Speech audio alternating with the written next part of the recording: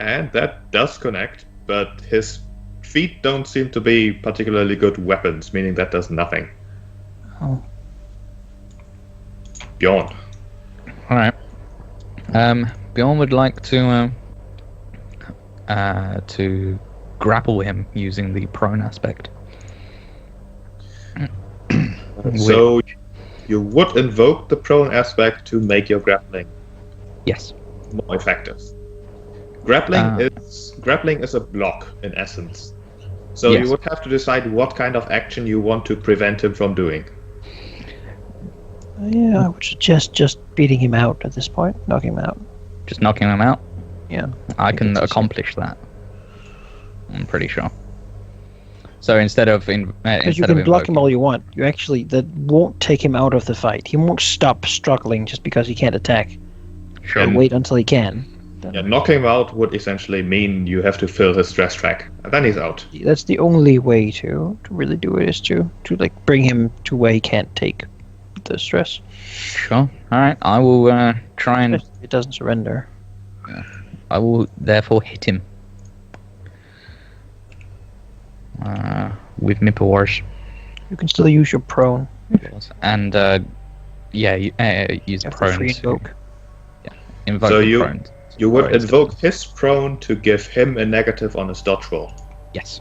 essentially. I'll say he's also used to defending himself with like weapons and not with fists against a bear. So because he's disarmed, it's also more difficult for him to do it. Okay, I think that's reasonable. So Bjorn Invoke. is getting the advantage both of him being disarmed and prone. So that's a -1. So that's 6 shit. What's your weapon value again? It's 2 plus the 2 damage from Inhuman Strength. So that is 10. Yeah. Suffice to say that he can't take 10 points of stress. He's out. What would you like his current state to be? Unconscious, but alive. Okay. You batter him on the head until I he think stops that but moving. alive makes it sound worse. He just took 10 stress with just 1 paw. That's a scary fucking paw. That is the kind of hit that would smash him into this shelf. Yeah. Where he And probably lies. through the wall, like if Alexander possible, looks at the head, like, bear disapprovingly. you are a bazooka. Yeah, exactly. I'm a bazooka. He's launched into the wall. Go and check the man's vitals and then like secure him with something. I probably don't have anything on me though. Do any of you carry handcuffs?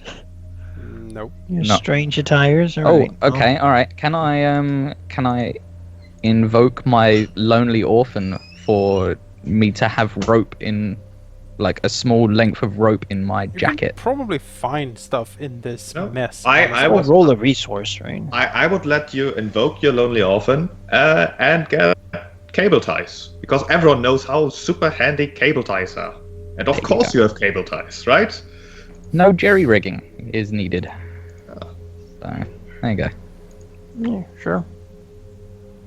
So add that one. Felix sort of peeks up a little bit over the table and sort of looks in there, sees the bear. Everything all right? I'll strips the guy down. A Bjorn nod. potential possible perpetrator. He seemed strangely out of it. Under the influence of something, clearly. Planted here, I assume. So, sheep. Yes. Felix rolled a That- 5 on his investigation of the corpses. Okay.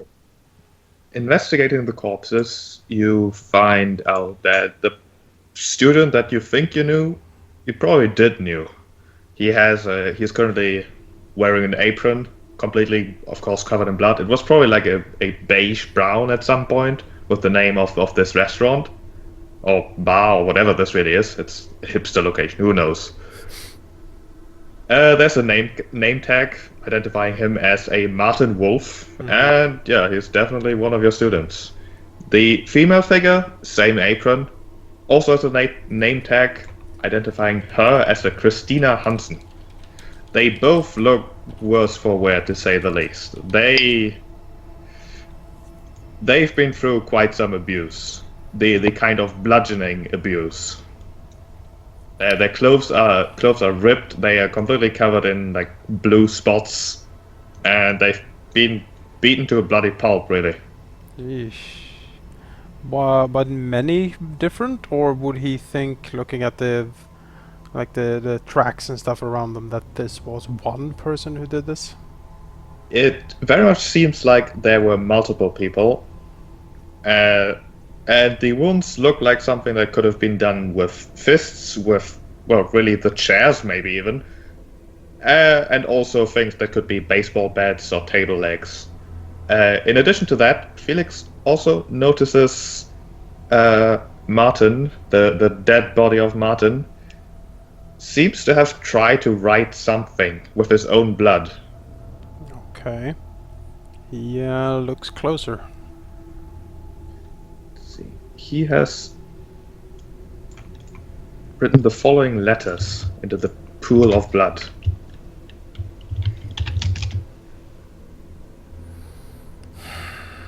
Eric Dean.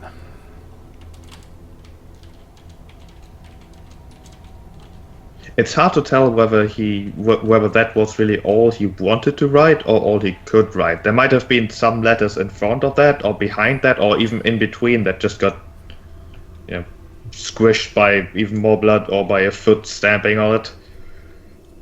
But at least it doesn't look like the people or whatever it was that was here have intentionally tried to hide it.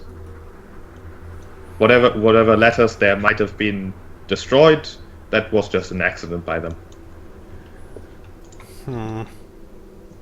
Well, Felix gets up from his crouching position, grabs his staff from the table, curses under his breath, and moves over to look at the wall. The writing on the wall and looking at the floor, there's a kind of slight track of blood leading towards the writing on the wall, suggesting very much that it was written in the blood of the two bodies. And I'll post again what's written on the wall.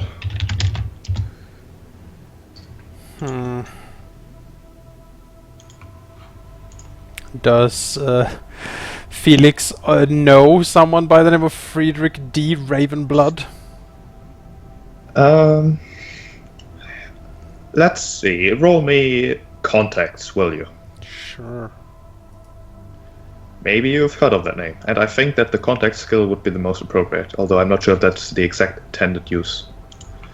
Scholarship or lore potentially for people who are in the supernatural or outside of it. Yeah, let's use contacts for now. I think that makes sense. And Contacts. no, not really. Shakes his head, frowns. Walks over again, looks over Bjorn into the kitchen, and says, "The two bodies. Martin Wolf, he was a student of mine, I believe, and Christina Hansen, which I don't recognize. He has written something in his own blood here, presumably. And whatever is written on the wall over there," he points with his staff, "was also written in the blood of these bodies. That takes some work. He leads down. Is the blood still liquid?" It's slowly getting to the point where you can't really call it that anymore, but this seems to have been somewhat recent. Today, definitely.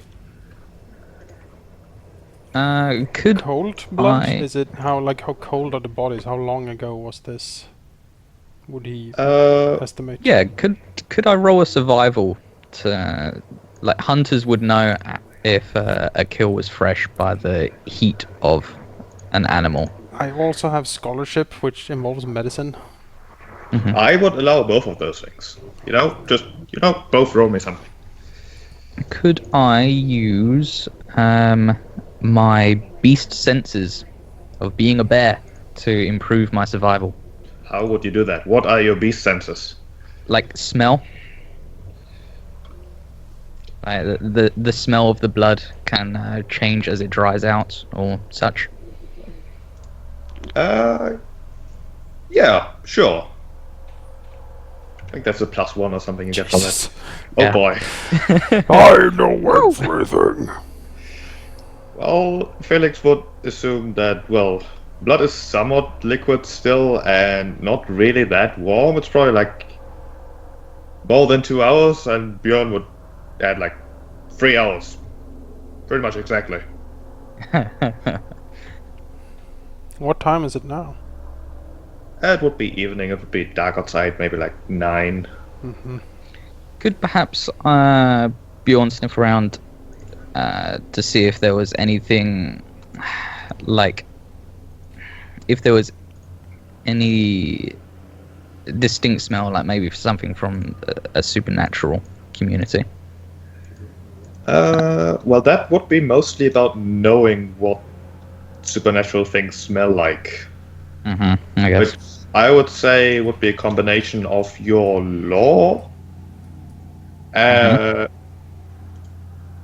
maybe combined with a survival to actually smell. Okay, how about meet in the middle, because I have 4 survival and 0 lore. So Well, it would be essentially a combined rolls. skill check. The main skill would be lore for this, definitely, and it would be supplemented by survival. So a survival roll that is higher than your lore will give you a +1, lower than your lore would give you a -1. But the main skill remains lore, because you need to know how things smell like. okay, so if that's my lore, Yeah.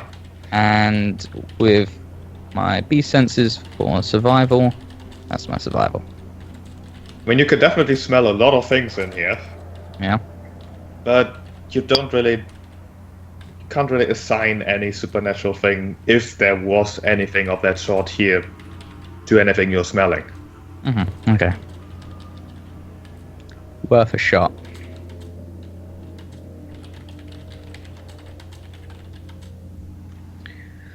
Worth noting that there is a tiny bit of traffic outside. There's the occasional car driving past. Yeah, Bjorn will turn back into a human and put on his jacket now that the others are preoccupied.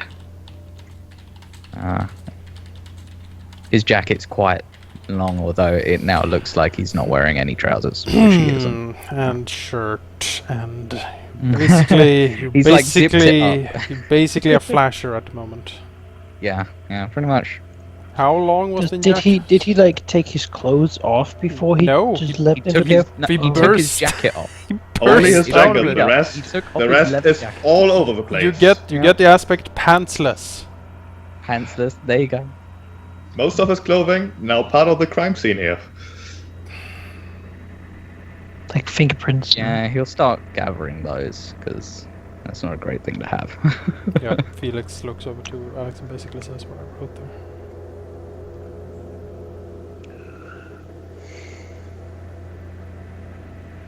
He looks down at the thug.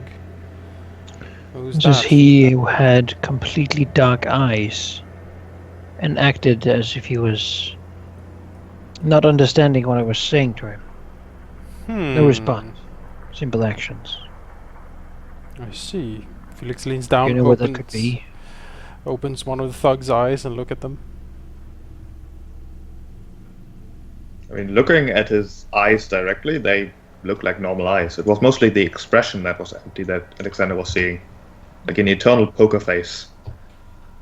Like a doll, in a way. Felix frowns. Perhaps.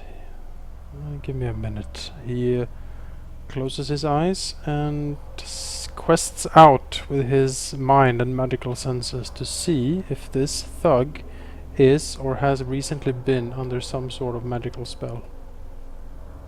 He's searching for remnants or active magic in him.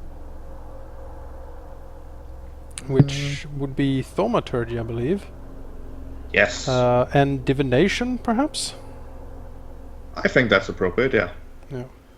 To look for the traces. Wouldn't be a particularly difficult ritual to get just the traces. Mm-hmm. But getting more information, if you detect anything in the first place, would take some more time. Yeah, but he wants to do a first cursory check of this guy. Like, what is he? Is he controlled by something, or like what type of magics are inhabiting him or have recently inhabited this guy. That will take a couple of minutes, maybe like 5 minutes, just to make sure that the ritual is in fact correct. Okay. Don't want to He, half-ass these things after all. He looks over to Alex and says, "This will take a couple of minutes." I'll call the police. He leans down, puts his one of his hands over the body, and starts and closes his eyes and might mumble things under his breath slightly, and the staff begins to glow. So did Alexander say he would call the police? Yeah, that's his intention. I would, Felix. You know, you've had some experience with the police here, and you know that they can't do anything. They won't do anything. In fact, they'll probably make things worse. Good people do nothing, unfortunately, in this world. He will, I would offer you the compulsion that you really want to convince Alexander not to bother, because it will make things worse. I'll take that. He'll, as he sort of leans down just to begin his spell, when Alex says that, he will freeze slightly and then turn around and says, "You can't call them, Alex. They will ruin everything in this crime scene before I have any chance to actually investigate it. You know as well as I that the cops in this city do almost nothing. This is something we have to look into. If this man has been under a spell, I need this place alone for a while to be sure. Maybe you can call them later, but for now I just need time here, alright?" Just, how long will you need? He looks over the place. He tries, "I don't know. It's a couple of hours at least." Nonsense. All right. I have a couple of hours until. Since I'll call them at 6. Say that I've noticed something strange. Windows broken. Felix Tip. grunts slightly. And says, "Alright. Thanks." It's a duty. Even they may do little. Felix. It's good that they do not stand alone. So, God, look at Bjorn, standing there in the bloody mess, pantsless. He looks hot. Totally hot. I wish there was an aspect to compel here. I wish there was as well, but Are you having sex on top of the crime scene? No. I'm taking one for the team. I've played my DNA. No, definitely they will be looking for me. It's like, why is there... Oh god, something terrible has happened here. Just sort of look at him and says, Felix will need a few hours. We should, I'll go get you some clothes. Bjorn was saying, thank you. I'll, You do know that I'm dirt poor and will get you clothes that are for dirt poor people. Basically Bjorn- some really Bjorn will- crappy track pants or something. No, Bjorn Yeah, will I don't- take I out have his wallet from his nothing. jacket.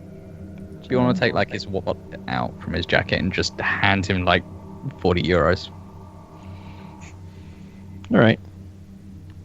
Always still go buy something for a charity store. As he enters the street, is it still awkwardly? Just looking at the bear, they're like, "What?" But that's just Bjorn. But is it still strangely absent of people? It isn't actually strangely absent at all. This is like one of the side streets. There are certainly a lot of parked cars, as are everywhere, and there are the occasional cars driving past. There aren't really any people on the sidewalk, but this isn't really one of the prime party locations, so that's not entirely unusual either. All right. He will trek to. He knows there's a lot of these you can deliver your used clothes and then they will sell them and then use the profit for charity. He'll go find one of those and then purchase a set of clothes in kind of Bjorn's size. He imagines Bjorn has clothes at home since he expensed them so readily. So he's just gonna, purchase a workable set. Okay, you could probably do that, although that might even be territory for a declaration. But you declare there's a charity shop in this area, but I think it makes sense, so I don't think a roll is really necessary or They're interesting. everywhere. Yeah. They are everywhere. I can attest to that. So while Felix is busy working his strange magics, what is Bjorn doing? Bjorn, rather. Bjorn is chilling out. He's not very great at looking around. He's used to like dead things because he, made them dead when he was younger in bear form, and he's not too bothered about the dude he knocked out because he was a bad guy. So he's chilling out, waiting for Felix to finish his thing. He's not sure what it is. Doesn't really want to get close to it. He doesn't like magic, so You see some light and stuff in there as he weaves his whatever it is he does in there. yeah. He'll like look around, make sure that nobody like comes in or anything. Does he feel ever any part awkward being like barely dressed Bare with like naked. the bodies like No, broken, the teenage bodies broken in front of him, like blood everywhere? he doesn't like the fact that they're like innocent people, but he feels like he's enacted some form of vengeance for them. He's comfortable. He when he was surviving as a bear, he killed like baby deer and shit. So it's just one of those things. It's nature's course. Flapping He in the smelled breeze. good. Is, Is that what you're telling us? He's not too. Yeah, he's not greatly bothered. So. If Felix hadn't been here, there would be no evidence left. If Felix got disappeared now, I could. Alex comes back like, huh? Well, You ate them? yes. Regardless. Well, I'll be mean here then though, and say, Bjorn. I mean, it does seem pretty clear that at least the person in the back had something to do with it. I mean, Felix probably mentioned that these students got bludgeoned to death, and the person was wearing a baseball bat. And in his current state, he could very much do it again. You knocked him out, but what does that really mean? Sure. Sounds like a compel of some sort. Yeah, where are you going with this? Basically, never again will innocents die. You could make it so that at least this person never again does something like this. Alexander doesn't know. Doesn't have to know. Bjorn will definitely say, all right. I'll take the compel that he wants to finish it off. Okay. But also the fact that he's scared of Sure true you want to magic. do that? He doesn't particularly want to go straight up to a thug, straight up to a wizard with magic though. So, because wizards are scary for him. I mean, this would basically be you making the decision, not necessarily you acting immediately. Mm-hmm. Is this man gonna live or die? That's basically the decision. Oh. No. I won't accept the compel. Actually, yeah. Maybe not die, but at least regret very much what he's done here. I think that would be a fair compel. You can, of course, bargain and say, yeah, but I don't think that's really my character, and you could argue it away. But I think the aspect is rather clear. I don't think Bjorn's a stone cold killer, although he is angry that innocents have died. He might be innocent. He might be set up. Yeah, he did hear Alexander saying to Felix that he might be under a spell, and Felix is investigating that. If he's not under a spell, then maybe Bjorn will want to kill him. But until either side is proven, he's waiting for more facts. You're a menace, Bjorn. So what I'm hearing is that you want to resist your impulsive nature and make a reasonable and well-informed decision. Yes. There you go. Okay. I mean, if that's what you think your aspects represent, I would disagree with that, but in the end, the decision is to you. Yeah. Alright, let's just do nothing then. No fate point gain, no fate point spent. That's fine. So you're just sitting there waiting for Felix to do his thing, and he does his thing. Felix, describe your thing. Well, Felix is standing over the thug. He has his staff that he leans on. The staff is glowing with soft golden light from time to time. It's not really bright, it just sort of dances up and down the staff. He has a hand over the thug, like slightly over his head, as he mumbles quietly to himself, questing around this man, searching his aura and his mind, trying to see exactly what has afflicted him, if anything. Okay. This would definitely be thaumaturgy, and let's at least walk through the mechanics because we might as well. Sure. How many shifts would you put into this ritual?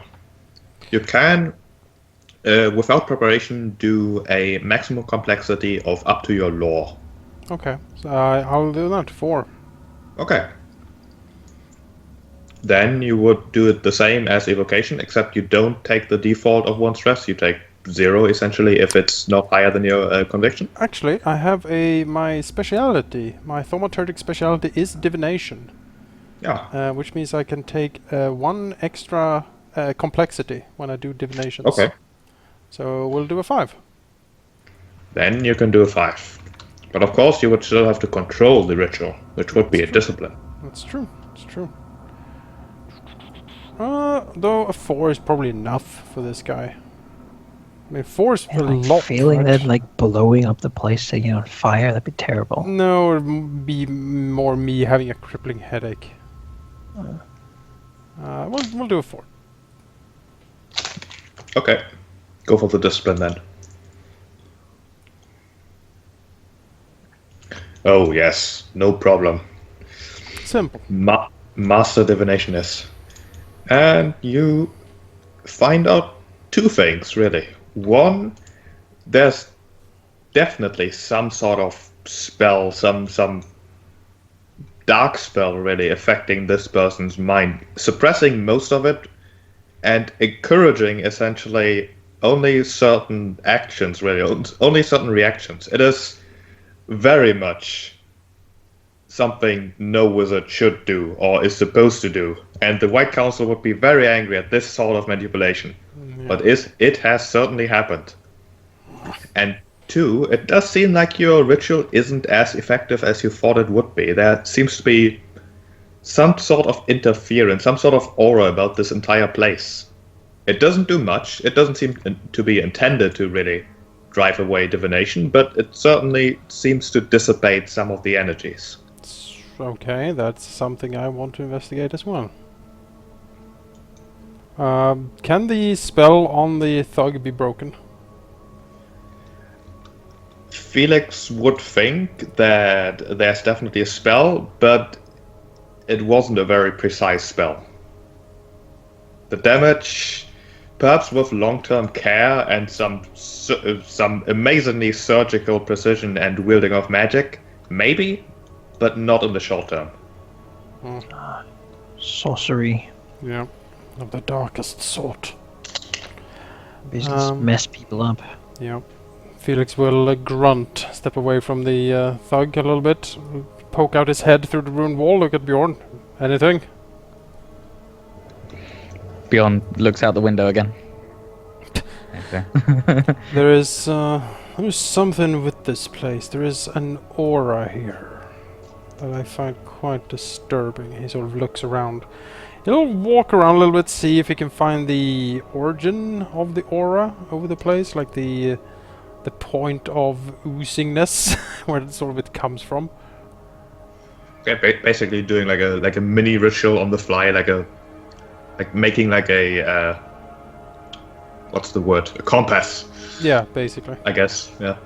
That should be easy enough. I don't think we need to roll for that. The area of the effect seems to be strongest, really, just over here in this entire area.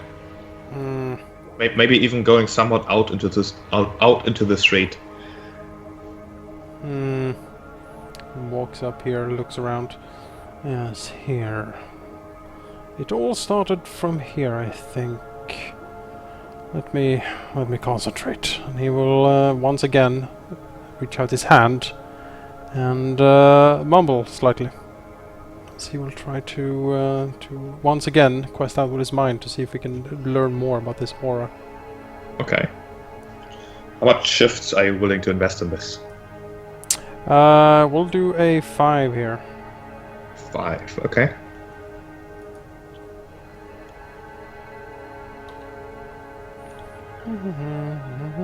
Let's see here.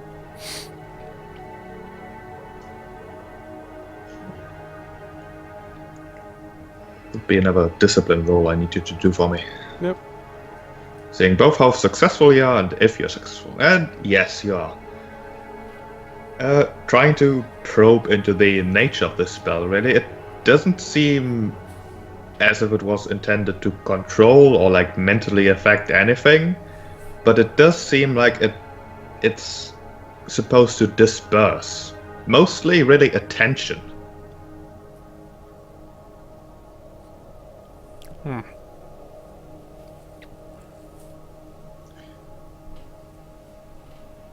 It takes essentially the spectator's eyes and nudges it slightly to the side, so that people are perhaps more inclined to look at the buildings next to this place rather than this building. How long would Felix think that this spell would last, and how long would it have taken to actually prepare and cast it here? Felix would know that most of the preparation doesn't necessarily have to be done in here, but could have been done somewhere else, like collecting the ingredients and researching it. Felix wouldn't think that it would last too much longer, perhaps a few hours more. It's certainly already weakening ever so slightly, but it seems effective enough to at least make the cars outside, or the people driving the cars, even not really pay too much attention to the broken windows here.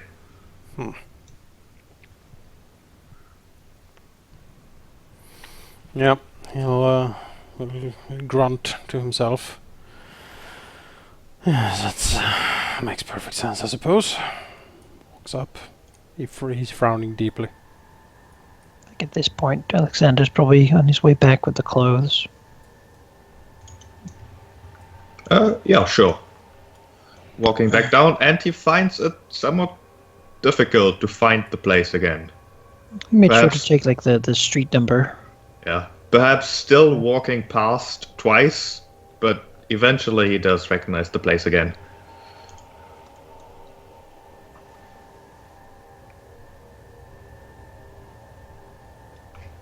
Both Felix and Bjorn see him walking around outside, looking very confused. Felix might give it like a sharp whistle to catch his attention from inside, make it easy for him. Slightly he walks over and puts actually doesn't put the clothes down anywhere, just sort of hands it to Bjorn too. Because, it's pretty dirty in here. Bjorn will take them and say thank you. Well, so clothes probably don't help much. Felix, I'll be back in a minute. Felix. What did you find out about him? Bad things, Alex. Really bad things. He frowns, looking around this mess. There is sorcery here. Dark magics. The man's mind. He sort of points with his staff into the kitchen. He has certainly been hit by something that was meant to encourage him to do only certain violent acts. I am thinking. It would make him not. Well, you try to speak to him and didn't answer, because that is not what the magic allows for him to do. My guess is that it enhances his violent tendencies quite a bit. It wasn't a very good job either. It's more like someone took a hatchet to his brain.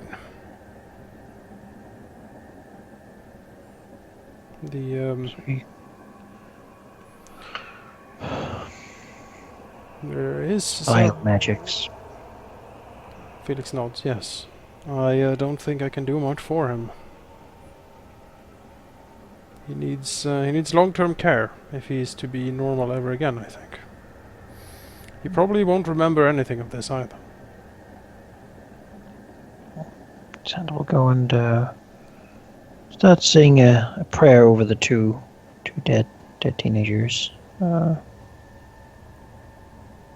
Basically asking, asking that their souls be welcomed in the heavenly halls,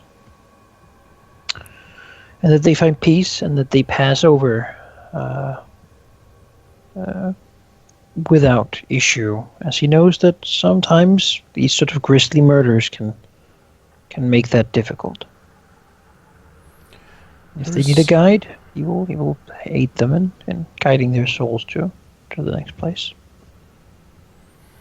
There's also another spell upon this place, making it more difficult for anyone to notice it. I think we all saw that on our way in, and you experienced it once again here. My guess, he looks around the mess, is that someone wanted this as a testing ground for whatever spell they wanted to cook up. A lab environment, if you will. You isolate this place, stand outside or right inside, and gleefully observe your handiwork as the carnage ensues.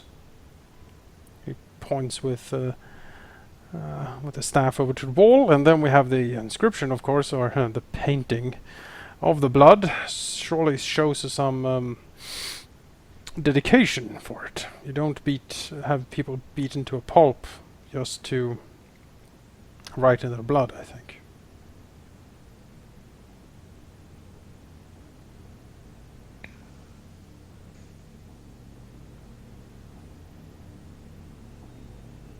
What can be done about the unconscious man? Felix shakes his head. Not much. He needs care and rest, and in the long term, perhaps the spell will. When the spell leaves him, it will leave enough of his mind for him to function again. But he shakes his head. As I said, someone took a magical hatchet to his brain. Keeping him out cold, then, and calling the police would be the best option. Let them find him here, Felix. so they can draw some conclusions. Felix grunts slightly disapprovingly about the police being called.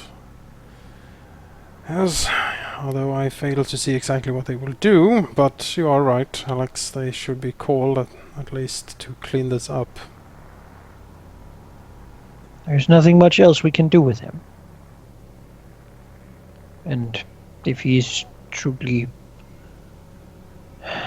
If there's a chance that they can bring help for him, I believe they will try, should he prove mentally unstable.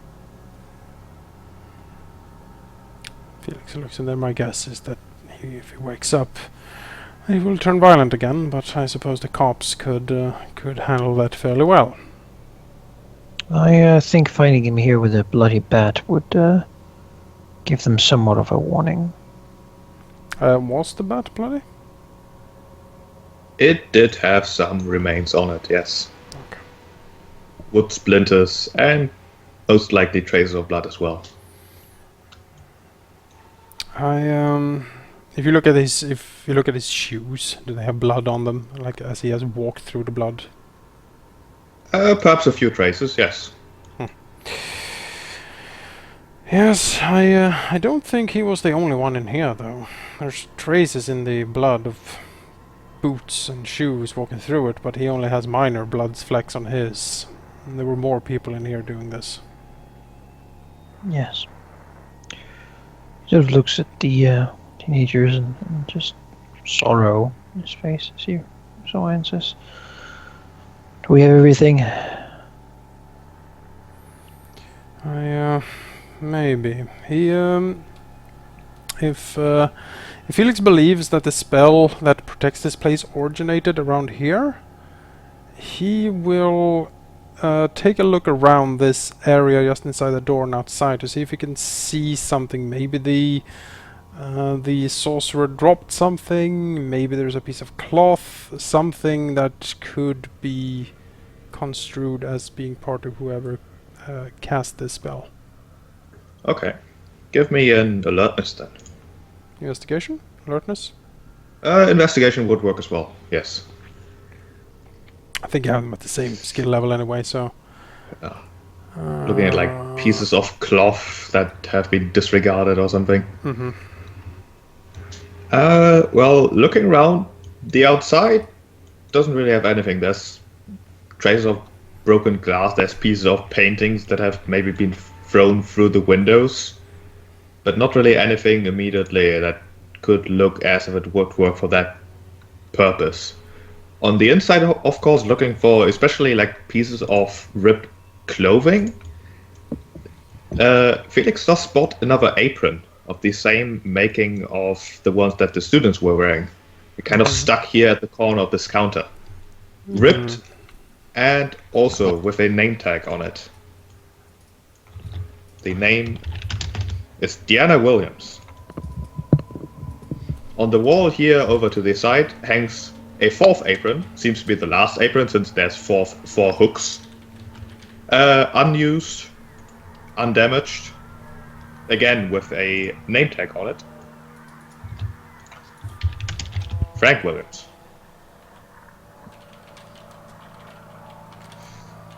So there's one apron here that looks worse for wear, as if someone had almost intentionally dragged it along this corner to rip it to pieces or something. Mm-hmm.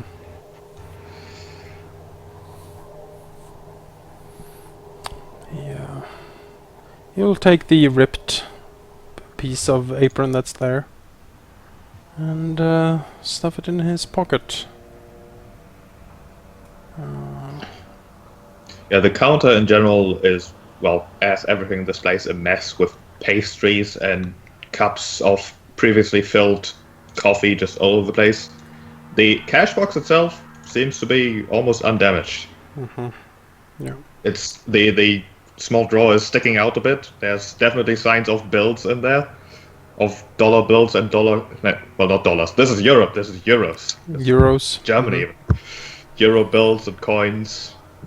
A few documents below the counter. He gives a cursory look at the documents. Seems to be just the primary part is like business transactions and receipts and recipes. There's a little notebook with emergency contact numbers with some addresses apparently, just general scribblings. He'll take a piece of the of Frank's apron as well. Okay. And then he'll walk out and say, well, a few aprons there, one whole for Frank, which I suppose is the owner of this place, and Diana, who I also suspect is one of the owners of the place. Hers, much, well, I only found this. He sort of holds out a little piece of cloth. But he holds it up. It is old and used. It might be enough for a tracking spell, he muses, looking at it. Bjorn will, hold out a hand. This is going to be investigated thoroughly. We probably should. We will likely stay a bit ahead of the authorities. They tend to be rather slow. So if you want to speak to anyone about this, then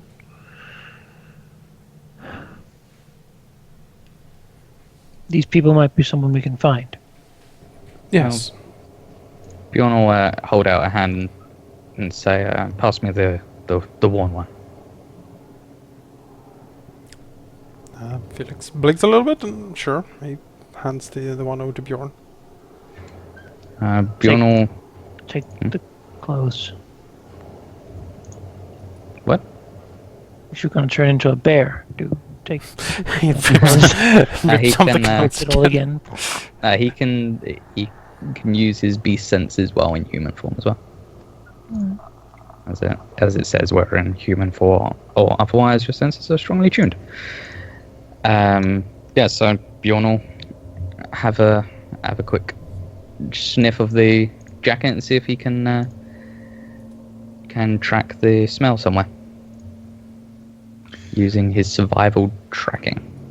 Okay, I would survival tracking. Is tracking a specific part of survival? Yes, I guess it is. It's in trappings. It says tracking. Oh, yeah. Tracking. Yeah. Let me take a look there. Says can survive nearly indefinitely by living off the land and can track a man in the wilderness for days. Well, that's in the wilderness, though. This is the city. There's many smells. There's like pollution and cars and dogs peeing everywhere. Try. You can still try, definitely, but it might be slightly more awkward. Sure. Just There are- knowing there are if the person especially- has been moving around or has moved out of this place might be good.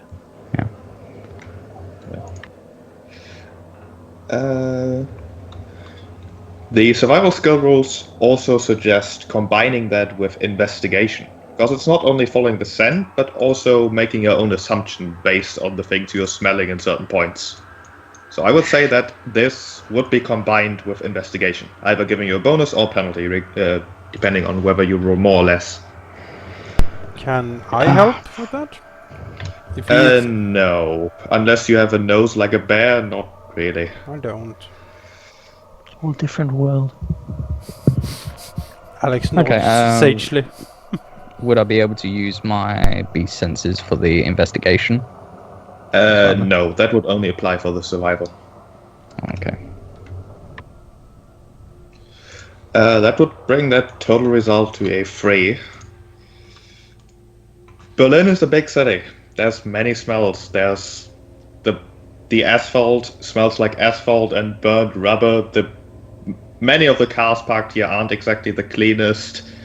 There's a lot of dogs living in these apartments here, and they too have to go places. You begin tracking. You begin kind of following a scent out of the restaurant, definitely. But pretty much at the first intersection, you don't really know where to go anymore. There have been so many people walking through these areas in the past few hours.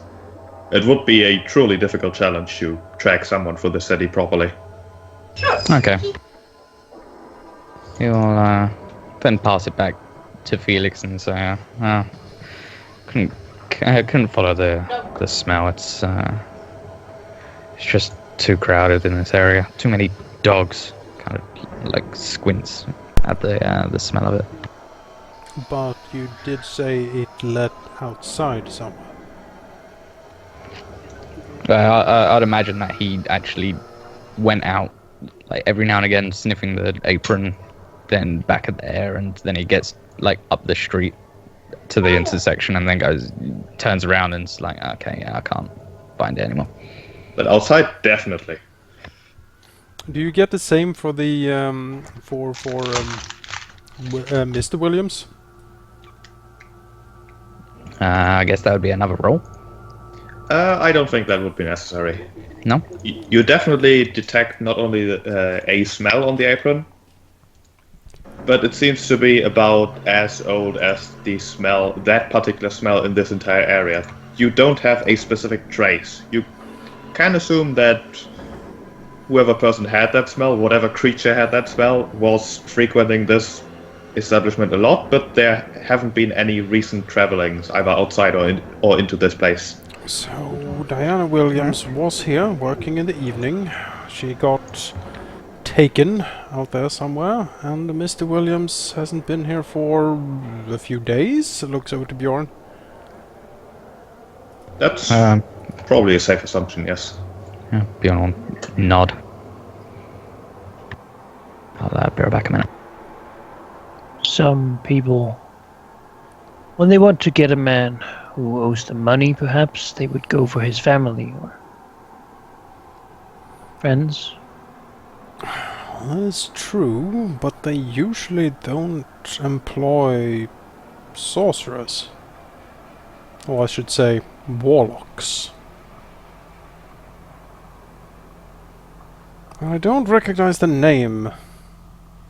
He squints his eyes, wrinkles his nose a little bit. Frederick D. Ravenblood. It sounds like... That's not his real name.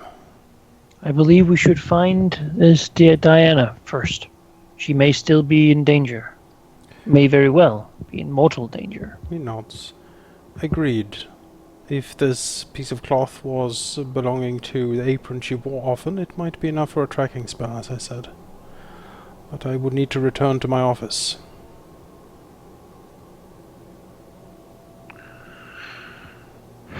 Very well then. I suggest we go there immediately. Felix nods. Alright. Bjorn, come along. We'll call for the pizza. As I imagine Felix will step a little bit away from this place, so he's outside the noticing spell, and then he'll hail a cab and take it to the museum. I suppose I will simply say that I will catch up with you, as I'm going to like call the police basically. Okay. And I don't want to do that in the cab, or Yeah. I want to do that in a place that's somewhat without sound, because I want to do it anonymously and not be like messed up bad. Mm-hmm. Okay. You can do these things. There won't really be anything happening to any of you during your travels, so if you want to do whatever you want to do during these, I don't know how long you want to take. Basically, what are you doing? Calling the police with an anonymous tip, and then going to meet up at the museum with Felix. Okay, in the office. Well then, shall let me make you an office. Bjorn will probably go home, get his nice clothes on, and go to the museum as well. Actually, that's silly. Did the bloody letters that was written in Martin's own blood, were they like? Did they look like he was trying to write more?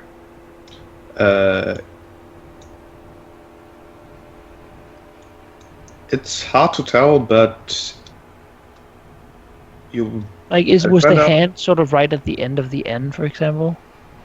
It didn't quite look that way. All right.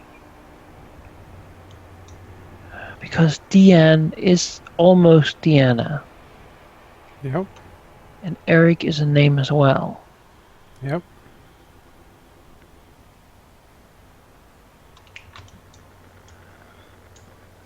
Could be. I mean, the thing you would write would be the names of the people who were like the perpetrators, right? Could be. If we meet an Eric, we should certainly be alert. I mean, if you want to continue investigating, you probably shouldn't leave. Because it's kind of hard to, in retrospect, think about things. I am just thinking about what we have, but I certainly wanted to leave, yeah. Okay. Then Frederick. you all go your different ways. And sometime later, you can find yourself at Felix's office. What that office look like? Well, we even have a bit of a picture of it, I think. I could throw in here. Yeah, sure, go for it. If it won't crash the server, I guess we'll find out. Should be fine. I think I dropped the picture. Yep, you did. Background. Let's make this.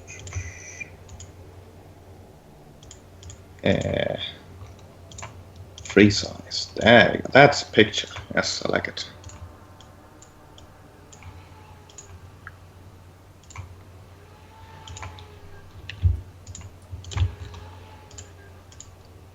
There we go. Yep.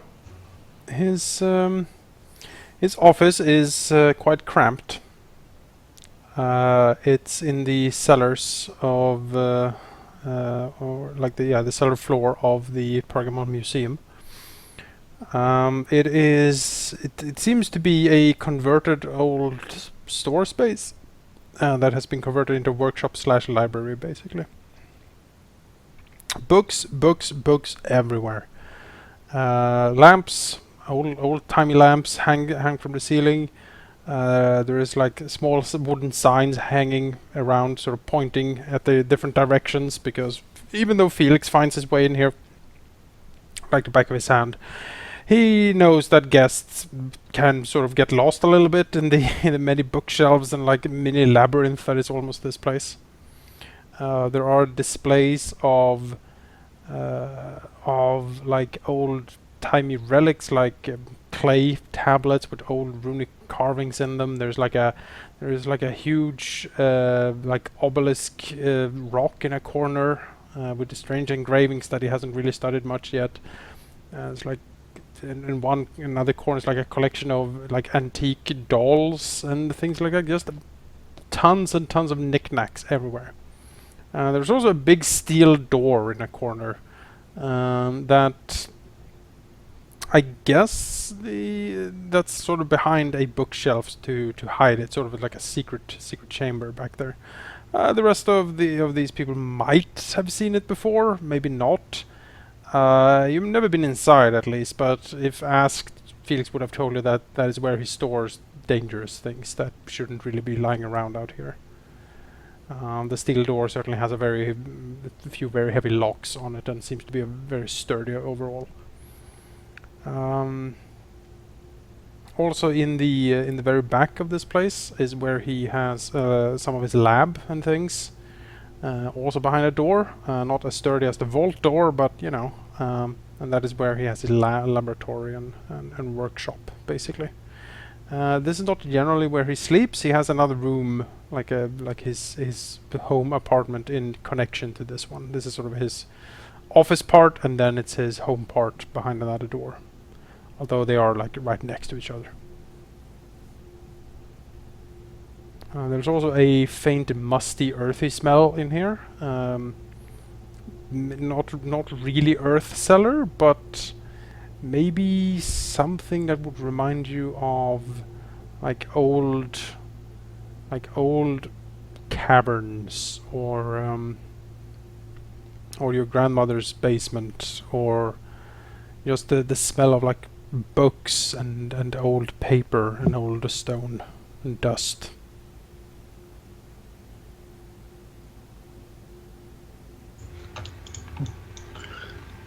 And so you arrive there, each in your own time, essentially. And what exactly does Felix want to do here? And how? Well, thaumaturgy. He wants to do a divination spell, a tracking. He wants to track the owner of Diana's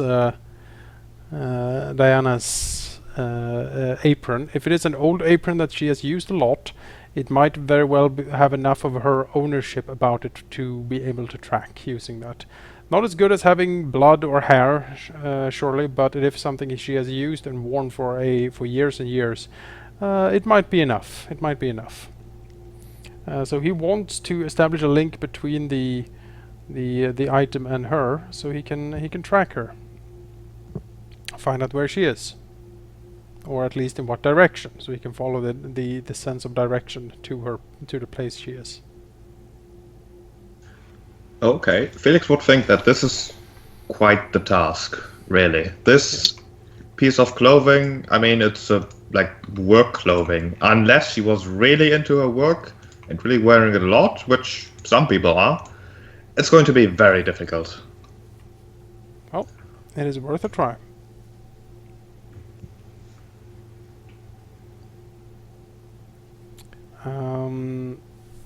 So he's literally in his element. He's literally in his element. Yeah, right. So if I'm looking at this, these here rules, I have determined the effect of the spell. What I want to do. Yeah. Now complexity needs to be determined. I would translate my very difficult to be a superb challenge, a +5. A +5. Okay. Perhaps time to invoke. In that case, I can do a few things to help me along. I can invoke aspects. I can also make declarations about how I prepare for the spell. The duration of the tracking spell would also be a consideration, because you won't immediately have like a ping in your head and get the address. You would essentially like prepare like a compass or something, I guess. That's what Dresden usually does. Yes, that's what I want. And how long you want that to be effective would also play into the Well, into the... how long would Felix think that a spell would need to be effective for him to track it through town? Like, how Let's easy see, is it to... I would say that ye olde average divination spell lasts for about half an hour by default. Alright. So if you wanted to have it Probably longer longer, than that. that would Probably require say- some Yeah, extra. an At least hour? an maybe hour. two. An hour? At least. One If and a we half? do, one of you have a car? Bjorn probably does. I have resources too. I probably have like a really old like Jeep or something very hardy. Shitty one. Yeah, I mean, we'd have to use like an old one because otherwise it will break down at the most Yeah. useless moment. Right? So, Yeah. I have an old sturdy junker does- that can be used. does Bjorn or Felix drive? I mean, does Bjorn Bjorn can. drive really? I mean, I can drive, but I'm not good at it. Bjorn is I forgot it. Average. All right, sure. Bjorn will drive. Sure. Right, then that works. I suppose Bjorn should go and prepare to start the car then. Because if we only have an hour, we want to be able to get as far as possible in that time. So with one extra shift invested, so making this a 6 complexity ritual, that would give you an hour. Which, if you get to the place that you think you want to go to in an hour, that's good. If not, then you might have to do this again. All right. So let's see here. Make your declarations. You can declare a mini scene relevant to your preparation, where you use a skill and create a temporary aspect tag. When successful, this is worth 2 shifts towards the deficit. The deficit being between lore and complexity. Yes. If the effort fails, the spell isn't automatically a bust, but no forward progress is made either. So you could, for example, declare, I use my connections to call up my friend, the mysticism monk or something, and get some advice from him or something. Mm-hmm. You know? A mini montage of you preparing. Sure, sure. Well, I do think that this is, Felix has tracked things before. He is somewhat prepared for things like these. And I would lean into some of his like scholarship or lore for this, having like maybe a small repository of like knickknacks that can be useful for tracking, like a small like earthen magnet, for instance, to more finely attune him to like the magnetosphere of the world around him, which would be his element. Like that is how he senses things. So like a magnetic rod, perhaps. He would also do, of course, like a cleansing ritual and similar. Basically, take a bit of a shower, scrub himself clean, dress in and very like. Almost like a 13th century monk outfit, like a very earth brown garb, but very coarse fabric, with some like runes and stuff woven into it that would like signify his connection to earth magics. And using the magnetic rod as one of his focus, he would also draw up the appropriate circles and pentagrams and similar things on the floor. Maybe sprinkling it with a little bit of like iron filings and things like that to further enhance the magnetic tracking of the spell. Okay, so you do have your own like repository of useful items for these rituals, which is essentially represented by your lore skill. So if you wanted to use, for example, scholarship to declare that you are prepared for this kind of situation, that would essentially be the equivalent of maybe like rummaging through the museums, like back stores, looking for useful items. Oh, sure. Oh, It would imply getting something that you don't have yet, because everything you have at the moment is represented by your current lore skill. It'd basically be like, where do I have? He like sits down and thinks. With his Ownership of cloth enhancer. No, more like, there was that old exhibit of of semi-rare geological stones. Yes, that could be useful. As he will rush off down into some like other basement somewhere. Okay, with that argument though, if it's like in an exhibit, then surely it belongs in the museum and It's an not into a old- ritual, It's an right? old exhibit. But still, they're supposed to be for people to look at and not for you to use. It's a So compel. I would compel that aspect in this situation. I Yes. I will not take that compel. Okay. I will burn a fate point to get rid of that compel. Kind of resisting your own impulse of I'm taking from the museum technically, but it's fine this time. It's I need to save someone. We're just borrowing it. Exactly. I'm not stealing. I'm just borrowing. All right. So was that the roll you made? Yeah. I would say that definitely hits the difficulty. So you can get the, I believe it's a +2 from that. Yes. +1? +2. So that would bring you to currently +2. Yep. Which law +2, that's 6. That is well enough to hit the 5, and we only need the 5 for this. So yeah. Needed a 6 for the extended duration. It would be 5 for the difficulty and 6 for the extended duration. Okay. So it would be a 6. total of 6, which Total of you 6. hit. Okay. Now it would come down to the discipline roll, but in the case of thaumaturgy, you can essentially split it into doing one shift every round for 6 rounds and not risk anything. Yeah, that's what he's doing. So we'll skip that. If time is not an issue, you succeed. Yeah, there is like it takes a little bit. It's probably like 20 minutes to half an hour of him casting the magics in his workshop. I'll go pray. And Look at some of the artifacts that are lying around in the museum. When he's done, he will step out, pulling on his normal clothes again, and you will see that he holds a small, looks like a small magnet rod, basically. That is when he holds it normally, it looks like a normal rod, and when he puts it in a flat hand, you see it sort of floats up a little bit and then spins around and points in a direction.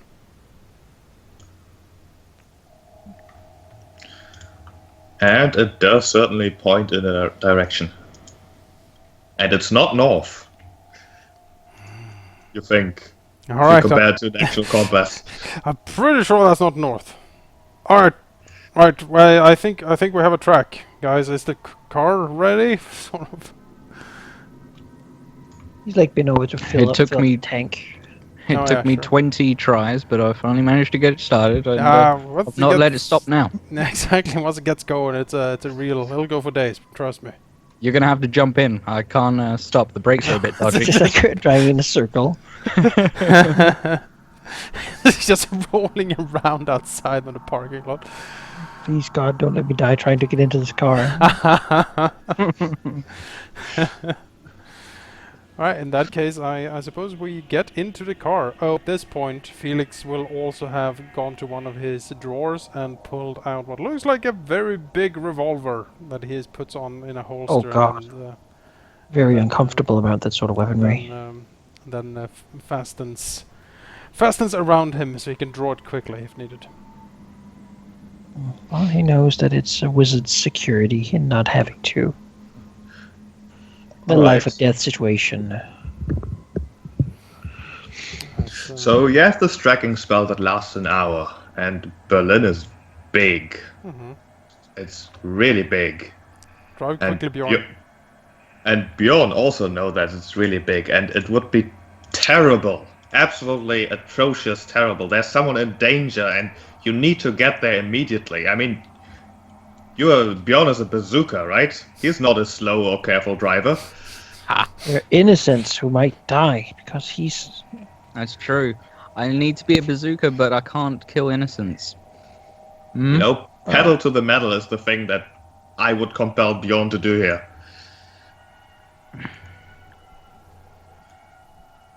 Yeah, I mean, that does sound... Yeah, it does. You could spend a fate point and not have to, but, you know.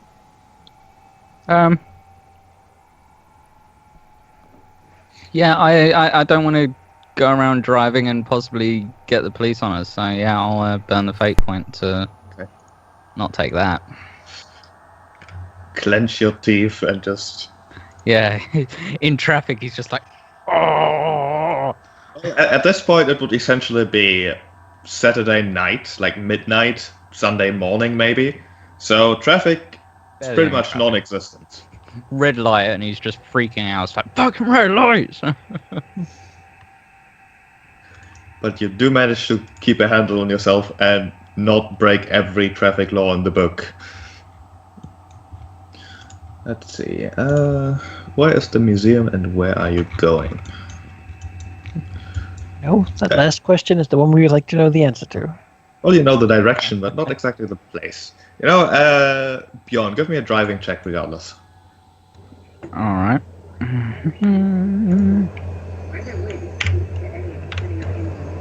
Look at Bjorn. Oh boy. He's on it today. Yeah. He's on fire. Clenching his teeth, and observing the traffic laws. Sigh. You still manage to move very quickly. Turns out Berlin at night. The city might be still somewhat filled, but it's getting into Sunday, and it's like a icky day. There aren't really many people around. Turns out you can get places, and get places fast. And it turns out that Bjorn, even despite Felix's like compass suggesting that maybe this side street is where you have to go, Bjorn disagrees. I know a shortcut. And actually knows a shortcut. And as it turns out, you do manage to get where you want to go. It is in pretty much the far west of the town. And at some point you drive past a house. Not like an apartment complex, but an actual house with a tiny front yard, tiny garden, but a garden nonetheless, which is kind of special in a big city. There's like a decorative metal fence in front of it. And as you drive past it, the needle definitely points at that particular house. Something that you also see is a group of rather shady-looking people standing in a circle in front of that house. In a circle inwards or outwards from Inwards, one another? inwards, as if talking. Right. Felix grunts. Remember, if these people are under the same spell that hit the bar, I don't know what they're doing.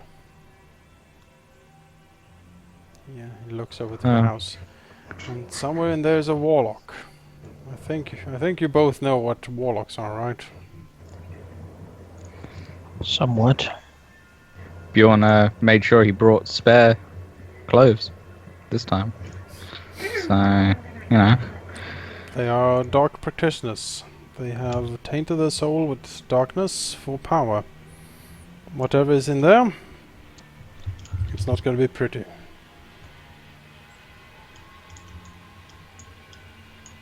We can't, once we try to go in there, we can't hesitate. Just looks at the one. Just prepares to get out of the car. I mean, there's an innocent person who might be in danger here. There's not a waiting moment. Agreed.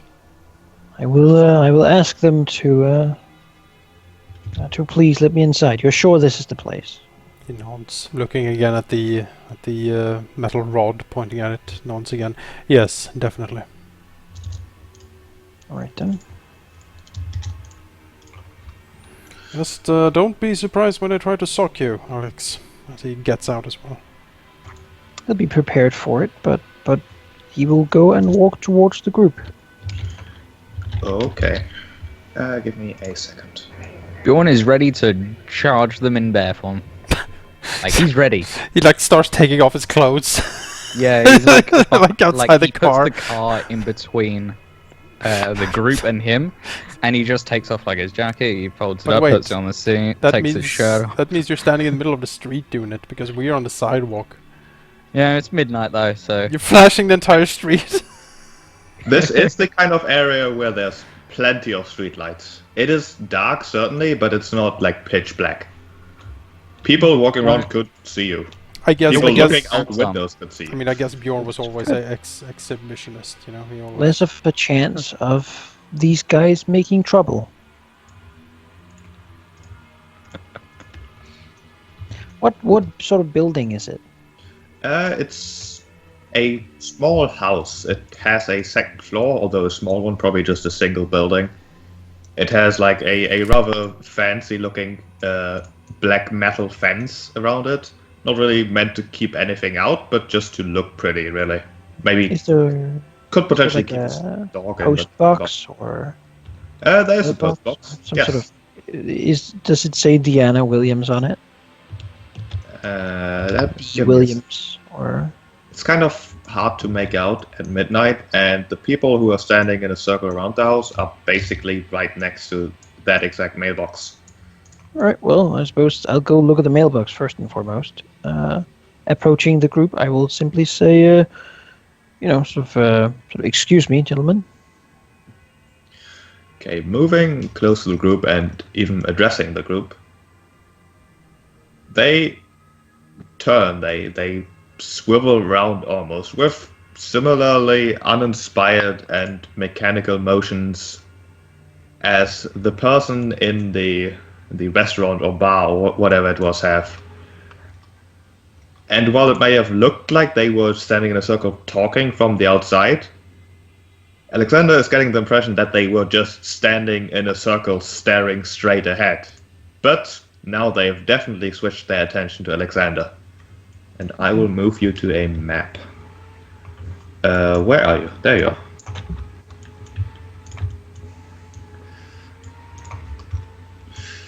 Let's see. That's Alexander was approaching the mailbox over here, getting kind of close. And Bjorn is over here. Bjorn, even I keep saying Bjorn. Don't worry that you're not seeing anything yet. I'll get to that in a moment. There we go. Should be able to see things now. You can't see the people because they're invisible. Loving that grass texture. It's It's great. What are you talking about? It's too big for the scale. It's a very, verdant lawn. I think that's even an aspect in this place. Yeah, exactly. Not at lawn. Lawns, just you can't keep them down. No, just You keep keep growing. growing wildly. I like it. Let me also draw on the small picket fence. Just like They're just confused.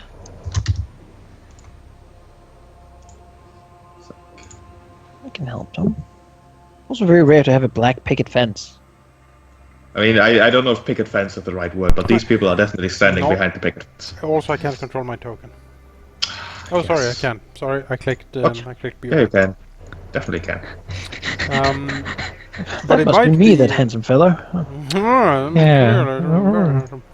Well, you might have a black picket Alright. fence if your name is like Ravenblood, I mean, that seems like what I would Yeah. name myself if I were like writing murder books, right? or word like a stage magician.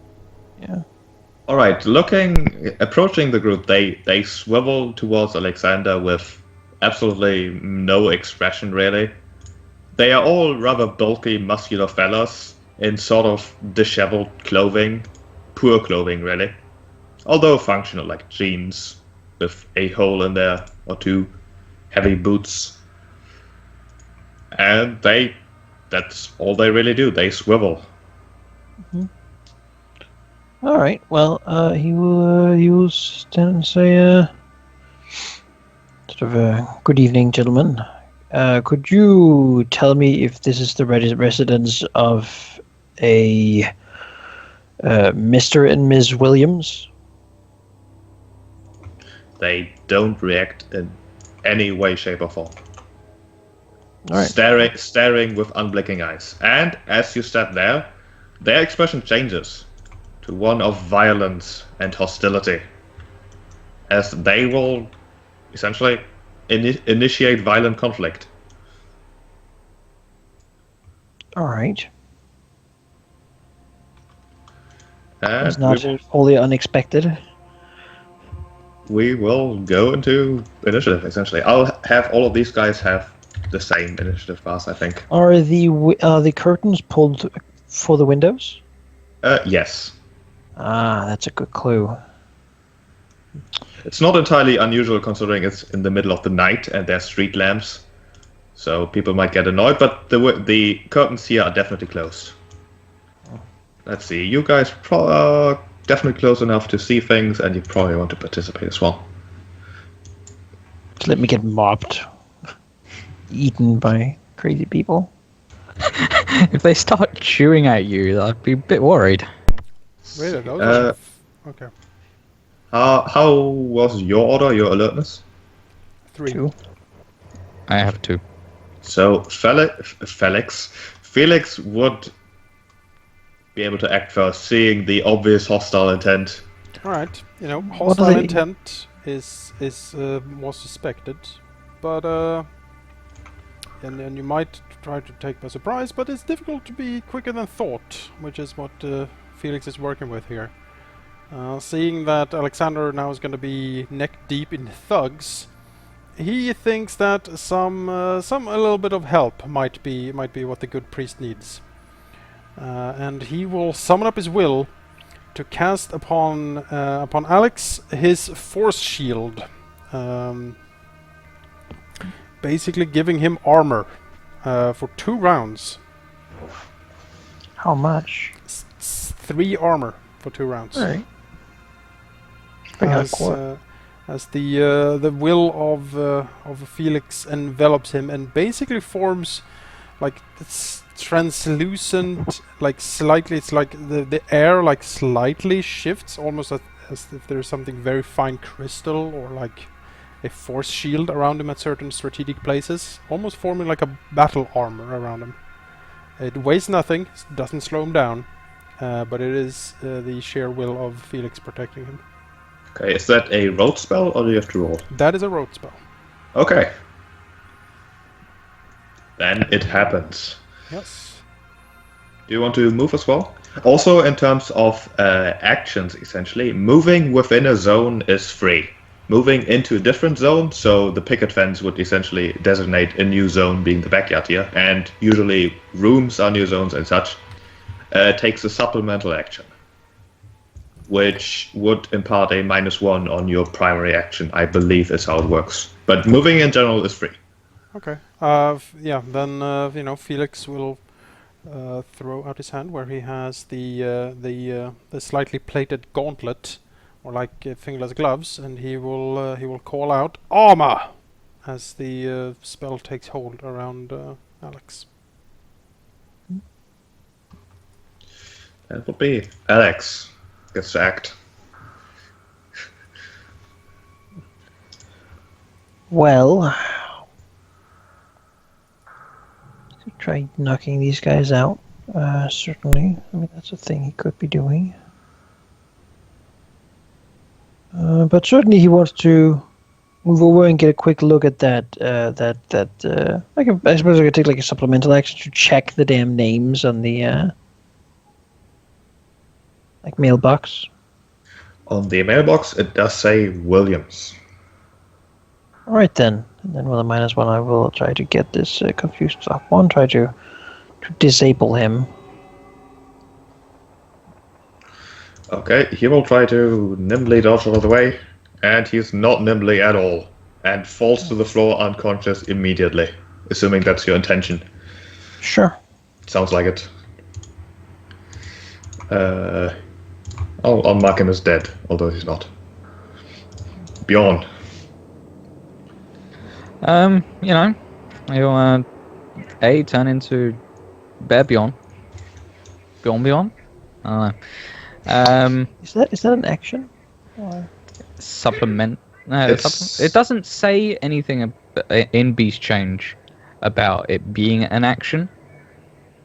But I guess it's DM's. Assume it is an action. I think. Yeah. I think it counts as a supplemental action, meaning you get a -1 penalty to anything else you do in this turn. On this exchange, even. Can you only take one of those? Yes. Alright. Okay. So he turns into a bear and comes here, and I guess I can't fight over scenes. How does it look when Bjorn turns into a bear? Yeah, if you imagine it's quite a quick transformation. He just kind of bulks up as he gets bigger very quickly. Hair forms over his body, and by the time you see by the time you can properly get a good look at him, even through peripheral vision, he's on all fours, big, muscular, and angry bear. It's a very quick change, perhaps with from a lot of experience. But it's generally a case of he gets bigger, furrier. His legs shrink and his arms shrink in comparison, so he can go on all fours. His jaw getting larger and developing a snout, and a generic transformation, but it seems wholly supernatural and, in a sense, magical. Or it just kind of happens. Clothes spread everywhere again. Yeah, clothes go everywhere. Also, as for attacking over zone borders is just an abstract concept. This is a picket fence, and you're big enough to attack over a picket fence. Yeah, damn right I am. Alright, I'll fucking wreck this dude. On the other hand, the picket fence is an aspect of the scene. So, I would compel you, essentially saying that this picket fence or this metal fence really has rather what's the word? Sharp tips on top of it, making it somewhat more awkward to strike over it. Meaning you could accept that compel, get a fate point, and a -2 on your roll. Another -2. Yes. I'll take that. Sure. Okay.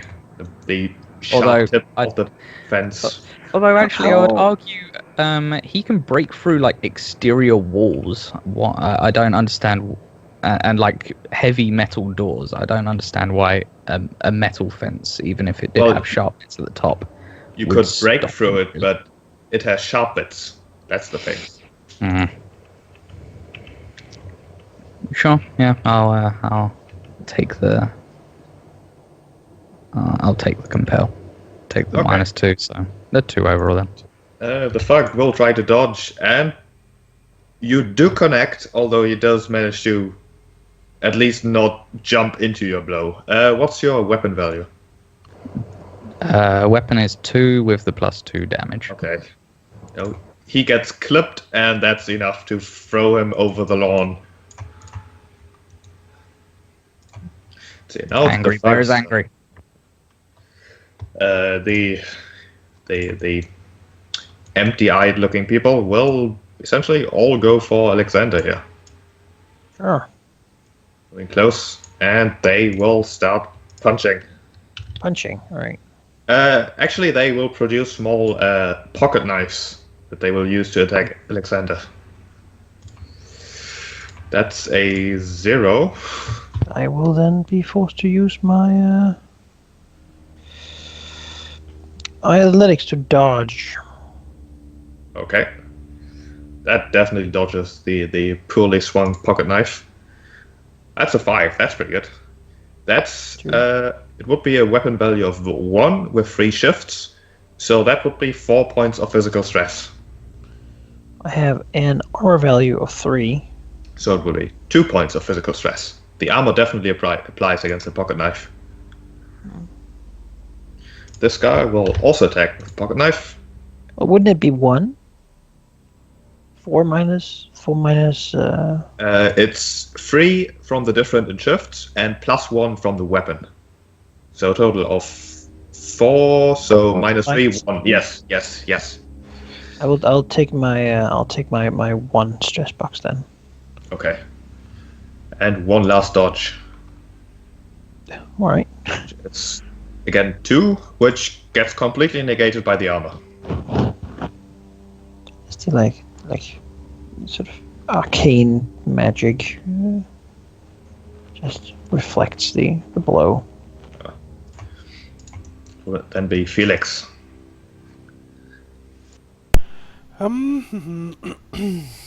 Well, let's see here. He'll move up a little bit to get a better view of what's going on here.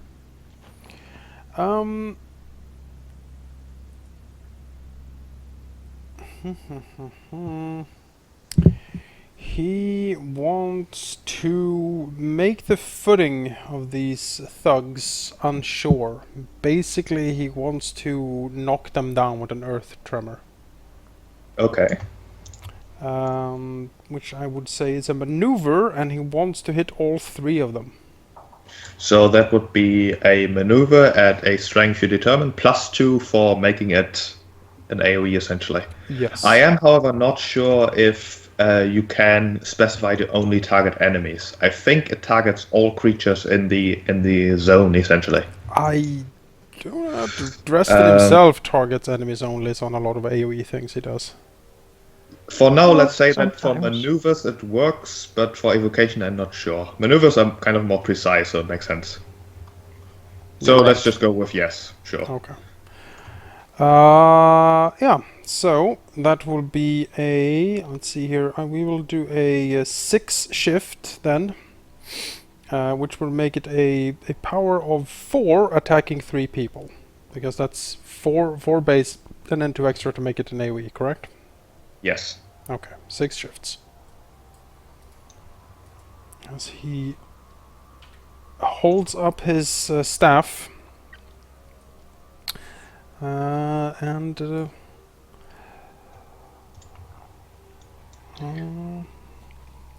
See that? That definitely manages to control the power. These guys will try to keep their footing, being all athletics like and stuff, balancing around and such. Well, this guy definitely fails. This guy also fails.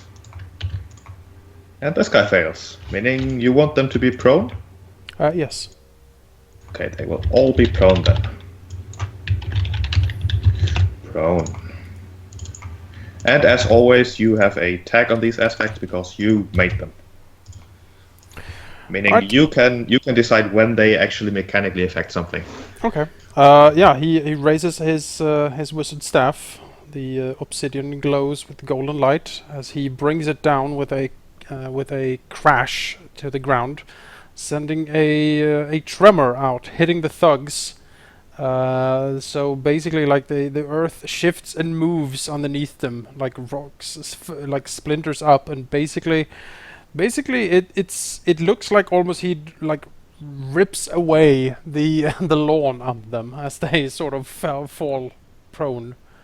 There on the lawn, he shouts out "Locurum" as the command word for this. And the strangely mechanically moving people also try to strangely mechanically balance, which does not quite work for them as they fall down. But then be Alexander. Well, I suppose I'll try to take out another one.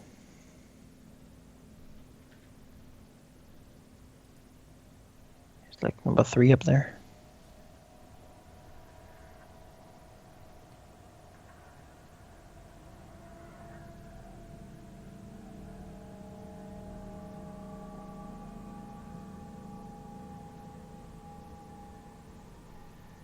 How does he take them out? Does he just punch them in the face?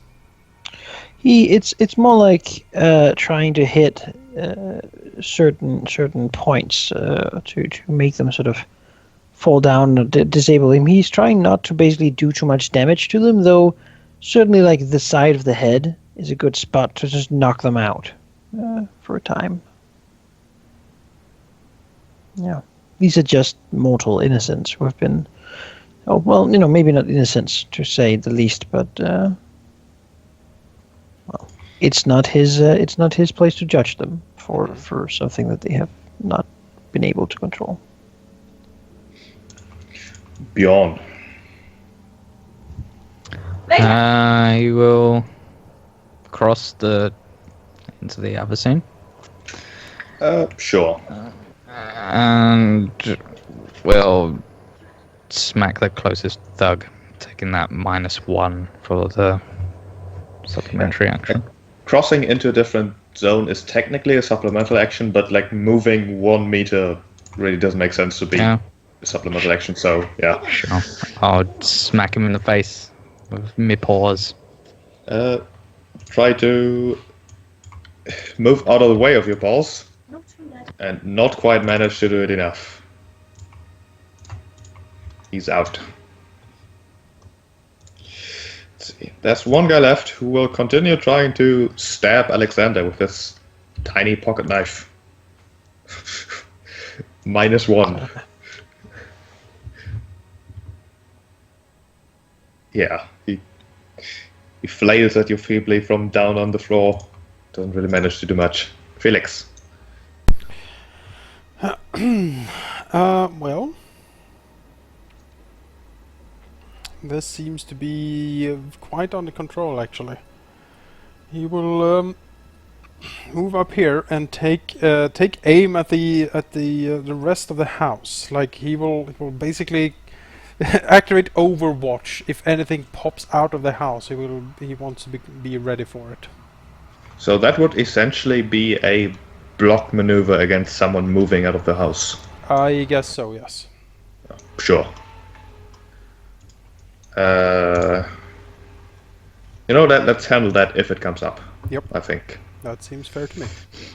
Alexander. Trying to take the guy out. Same as the others.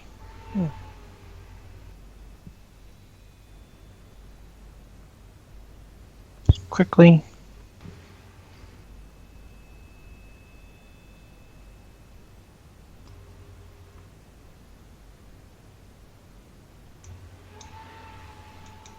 So. Yep, he will try to dodge. I was looking something up. And fail, but he can take that hit. Right. Can he though? Because I might then use my free tag if I could. You can do that. You can say because he's prone, he really can't dodge well, for example. Exactly. He gets a -2, I believe. Yep. He would get a -2, which would mean that he gets knocked out. Yep. Let's do that. Hooray! And so all of them are lying on the floor, bruised and definitely unmoving for the time. Can I reset my stress? Let's not quite do that yet. You haven't really had a breather yet, and who knows what's in there. Let's go find out what's in there. We'll walk up to the door and try to open it. The door does seem to be not necessarily locked, but it's one of those doors that you can only open on the handle from the inside. There's no handle on the outside? There is a handle, but you can't turn it. There's no way to turn it without a key. There's no mechanism to actually open the bolts on the outside. Yeah. It's a thing that like my front door has a very similar thing. Strange. Yeah, it's so if your front door's unlocked, you can on the inside just open the door and move in.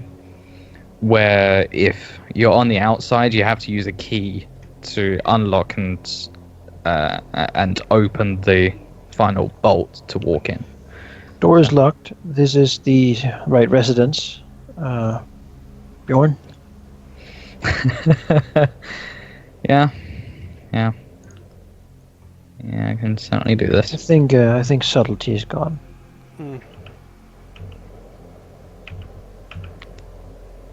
Sure. Go at it. Your bazooka. I'm pointing you at the door. Yeah, Bjorn will I mean, go through the door. technically here, what other PCs can in theory do is compel aspects on other PCs. You're a bazooka, Bjorn! By using one of their own fate points, giving the other person a fate point. I've only been compelled once. I need to. Yeah.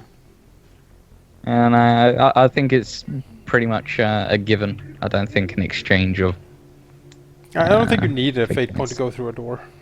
No, I don't need one, at the very least. Roll me a might roll, anyways. It's Okay, a mostly wood door, but it's quite the sturdy door, really. 0. Alright. He just so, bounces off the door. Boink. Oh. Well, that's embarrassing.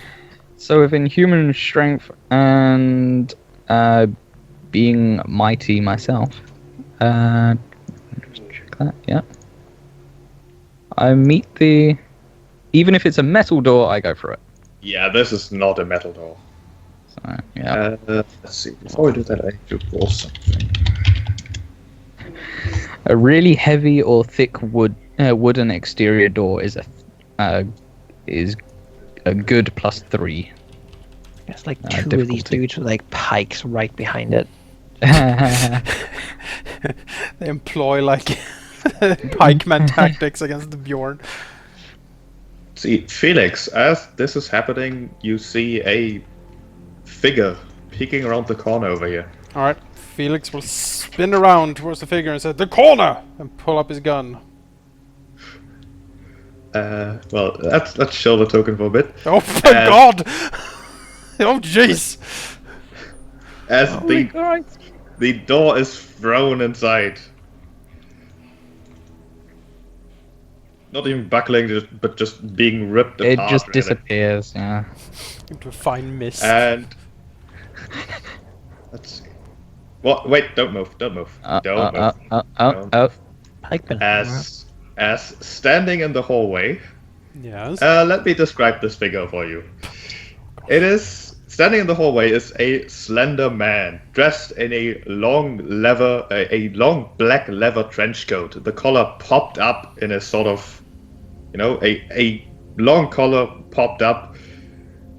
He's pale, but not only that, it is easily visible, even from the distance that Bjorn is to him currently, that his face is powdered. There's definitely makeup on his lips and eyes, even exaggerating his paleness.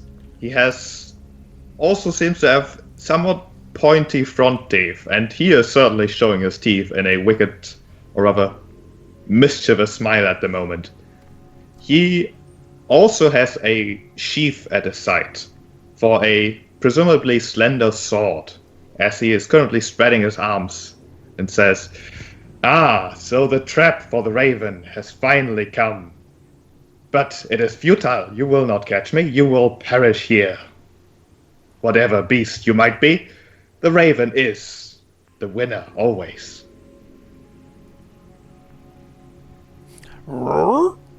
Bjorn just like he lets out a derisive snort, like as he lands heavily, and well, Raven summons a go fireball. fuck the dude up. All right. 10 Go shifts. into new conflict then. It's like, oh god! In a new conflict, I think stress is reset, right?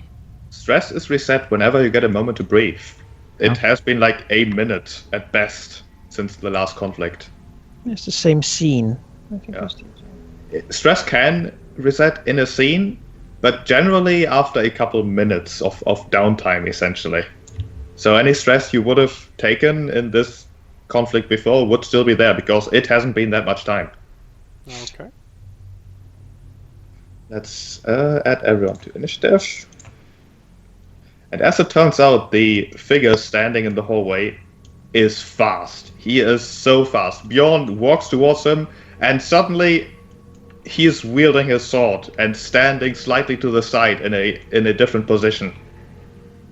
The movements are barely perceptible to Bjorn, really. And the definitely female figure standing around the corner seems to have rather similar speed. Not quite as much, but noticeably faster than any human has any right to be, really. Yes. These are the enemies I am meant to fight. Enemies of the faith, I presume. I mean, look at her. Like an angel. She's not a nice person. Look at that face. Yeah, that's not nice at all. Thought as she would be Diana, right? The slender figure strikes really a pose, wielding a sword in both hands, in a graceful, maybe looking kind of for someone who really doesn't know swords, but it also looks somewhat awkward and pretentious, really. As he again takes a slight step back, ever so slightly, so that his pose has more space. Still mischievously smiling at the big bear in front of him as he says, "The Raven sees your challenge. The Raven accepts." As he Bear. as he will slash at Bjorn. Or try. He will try, alright.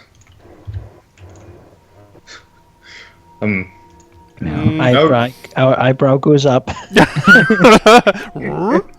His slash seems to be more meant to impress rather than actually be effective. Yeah.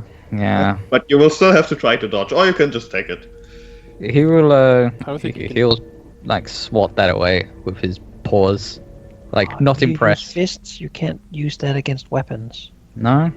No. Even if it's a weapon itself. If it's It's claws, the fist skill doesn't. At least the fist skill says you cannot use it to parry weapons because it's your body, and if you like parry it with your hands, you're kind of letting the hitting. that makes sense. Okay. So, athletics. I think that would be the more appropriate one. Sure. Yeah, you moved out of the way. He just like lifts his head slightly, like. All right, sure. Just like being lightning fast, it's form over function, it seems. As this woman, certainly slightly faster, but not quite as superhumanly fast as the other one, will move towards Felix, and she seems to be wielding a knife, a sort of pocket knife, but the kind of curved, wicked kind that's probably illegal, or at least frowned upon heavily. As she will try to slash at Felix, screeching something along the lines, "Yeah, you've seen the Raven, and now you will die," or something. But as it turns out, she has a pocket knife. She doesn't quite know how to stab people with it. Felix? Well, is this a human? Well, outwardly, at least, definitely. How would you... Presumably human. Presumably human, although there's a slight, like, paleness to it. Although, you know, there's a scene in Berlin that's all about that. You know, you still have to dodge, right? No. Yeah, you still have to dodge, first of all. Even though the strike was feeble, you might have an even more feeble dodging attempt. I suppose. Like fall forward into the blade. Whoop!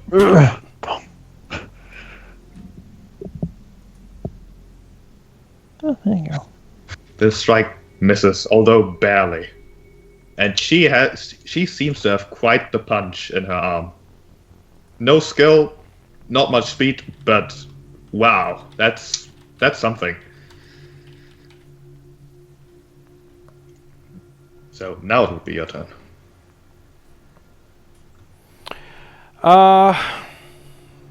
Well, I mean, is her eyes like? Does she reek of dark sorcery or something else? That now that she's actually in contact with me, I could sense things. There is like that. one way you can find out I know. easily. But Yeah. is it obvious that? It is. Felix wouldn't know for sure, but the fact that she almost cleaved in half the picket fence with a pocket knife would suggest at least some sort of supernatural nature. All right. Well, Felix will curse under his breath as he, nimbly dodged out of the way. He will take a few If you step back from the woman, as he does, you see his boots start to. It's almost as like a small wind sort of rises from his boots, and he seems to be much more nimble, moving with like light steps as he activates his gravity boots to grant him higher and basically athletics for this scene. Do you have like an activation word? You probably not really. Maybe he clicks his heels. All right. Or In real Raphael tradition. does a little step, like a steppity step to to click them, and it seems to be much more nimble. I don't know what type of action that is. If it's a supplemental, perhaps. It's like doing something but not quite. I'll probably say it's supplementary.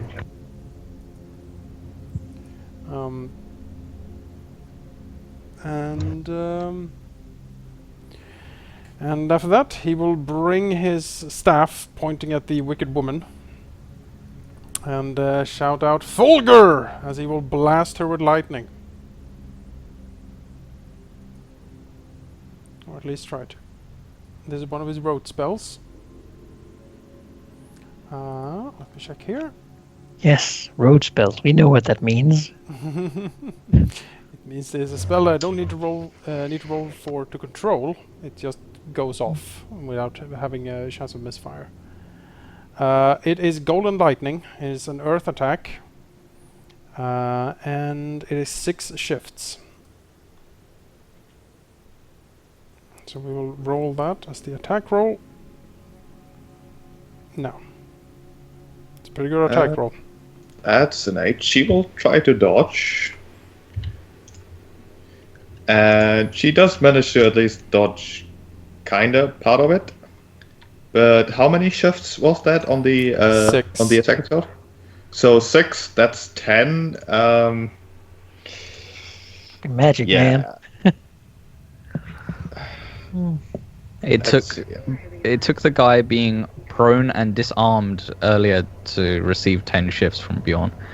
This lady's perfectly happy and angry with fighting Felix, and he's like, "Wazap!" Yes, he's a wizard of the White Council. Doesn't take this shit from a. From Yeah, this. all right. Let's say that she can't take that hit. What do you want to happen here? Well, Felix dances back, brings down his staff, shouts out his command word as Golden Lightning strikes the woman square in the chest, flinging her meters back, maybe crashing into whatever like fence is over here. Like smoke and burnt ozone, like just coils around her as she like lies on the ground, knocked out and just twitching. There's like muscle twitches all over. Not dead though. It didn't destroy her, but thoroughly knocked out. And probably will be very wobbly when she wakes up again, if she ever does. If she ever does. Yeah. She looks rather bad. Alexander. Well, that happened. I suppose moving in here makes sense. Towards this guy. He does look like some sort of. Yeah, entering the house would definitely count as changing zones, so it would be a supplemental action, meaning you take a -1 on your attack now. Sure, but that's cool, because let's see here. I would like to use my holy touch in this situation.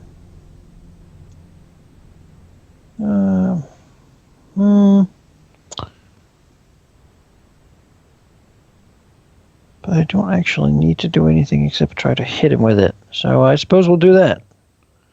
I'll try to punch him. Okay. So he will dodge, and he is fast. Although he is also very pretentious. And instead of trying to dodge, he kind of tries to do a pirouette and gets hit regardless. Is he some sort of vampire or something?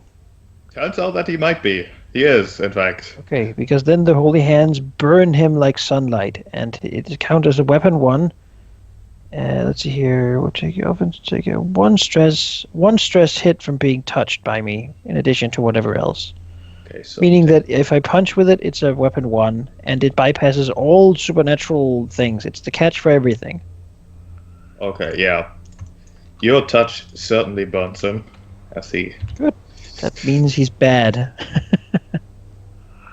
As he looks surprised for a moment and then unsure. Bjorn. The hit basically hits, and like burning and like ashes and searing just begin to appear where he's been touched.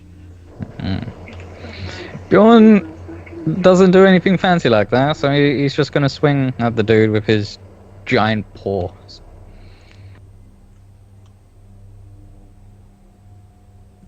Okay, and he will try to dodge again. And Jesus Christ. It definitely hit him. That's 5 stress. So 4, that is 5 stress. He will take that. He looks, well, perhaps less sure, but he's certainly standing up to at least some of your punishment here. As he will address you, essentially saying, werebears and holy men. I have to admit, I did not expect the trap for the Raven to be as elaborate as this. And honestly, I did not expect holy men to be involved in this slandering scheme, but let it be as it is. So he dances over here and slashes at Alexander with a sword. Let's see, what was the skill? It was a 3. For a 4. Well, as it turns out, my holy touch gives me the ability to spend a fate point to compel his high concept of being a vampire something that he actually does not want to be near me at all. Okay. Because I burn him and I burn his eyes, and I am the catch to him, meaning he wants to get the hell away instead.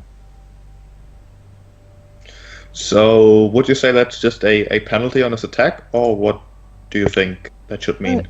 It means that he wants to get the hell away as his thing to do. The suggestion here, for example, is that you say target, maybe. I spent a holy touch and a fate point to compel the Black Courtier to force it to deal with me in a non-confrontational melee way. And the game master says, "Okay, your touch burns the vampire," and it jumps back, eyeing you cautiously. Okay. So instead of attacking you, he would essentially look at you, being very unsure about it, and then using his supernatural speed, he would put the bear between the two of you and attack the bear instead. Do you think that's acceptable? Sure. She will turn and say, "You surrender now, vile fiend, and God may show mercy upon your soul." The Raven does not surrender. The Raven wins. As he'll slash at the bear, we'll use the same attack roll. Sure. I'll athletics out of it. He still hits you, and he hits you with quite the punch. In fact, his sword is not just swung; it is propelled, really. As he will hit you for 4 stress. 4. Oh, okay. -2 for No, -1 from my armor. Yeah, the sword is certainly not your catch, unfortunately for him. Felix. Felix snorts, looking in there, and says, "It seems to me the Raven has miscalculated a whole lot as he brings his will about. To see what he can do about this Raven. We'll do, oh, he's a vampire. Would it be easy to discern what type of vampire just by looking at him? I would say that's some sort of check. His face does not look like grated cheese. Nope. So that's a good start. That's a good start. See, a Probably lore lore. check. Yeah. As a free Be action. like supplemental, maybe, to be like, huh. Well, at least looking at the outside of him, it seems like he's almost fulfilling every vampire stereotype in the book. Yeah. And some very much intentionally. Although his abilities is definitely supernatural speed and strength, as he has just shown by attacking Bjorn with surprisingly much force, does suggest that there's some truth to what he's trying to represent. Red coat, probably. Red or white? I felt no emotional manipulation, though. No.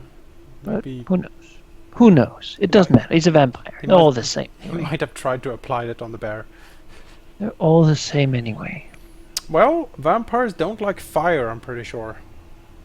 So Felix will summon up his will.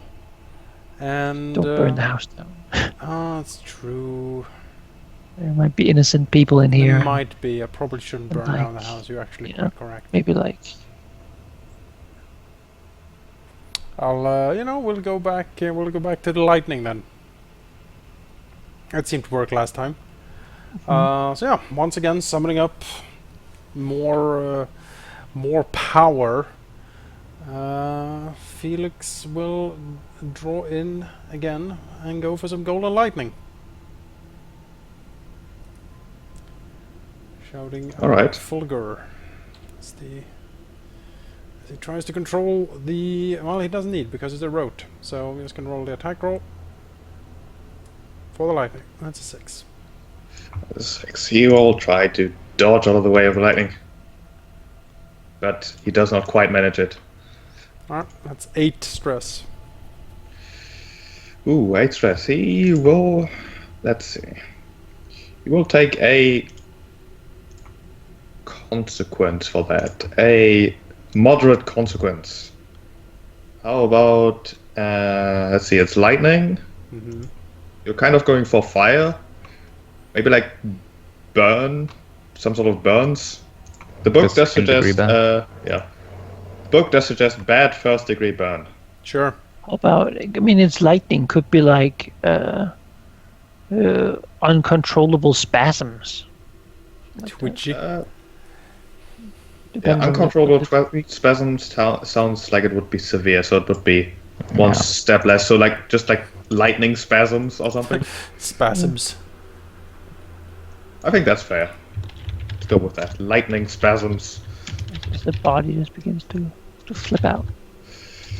and that will reduce that to a 4 stress hit, which he will take. Alright.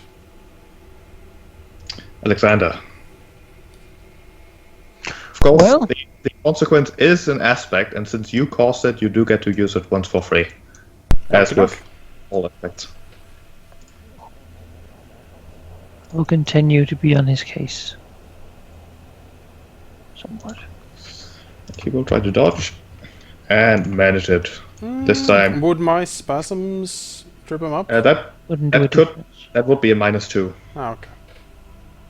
Would do a Yeah, difference. it Yeah. wouldn't be just. It wouldn't just be enough. Bjorn. You know, Bjorn is enjoying wailing on this guy, so he'll continue. Well, apparently not. Well, try to dodge again. And manage. Wow. He's fast. He is fast, and there's a wizard outside. That's not really good. Well, he also doesn't want to go that close past me, right? That's true, but that's the point. That's the point. So let's. What would you do? I like the scarecrow thing you're doing with him. It's great. I'm holy. Yeah, I you am, like. I am anathema to him. I imagine you almost like maybe radiate a little light in there. Yeah, of course. Like shining brightly, like the cross around his neck, Uh-huh. shining as he like holds out his hand, basically. You know, like the vampire probably like hissing and then like moving away, and whenever it touched, it's sort of there's this searing sound of sort of the sizzling of something hitting a hot frying pan as like a little bit of wisps of smoke appear and like big black spots on the vampire's pale skin.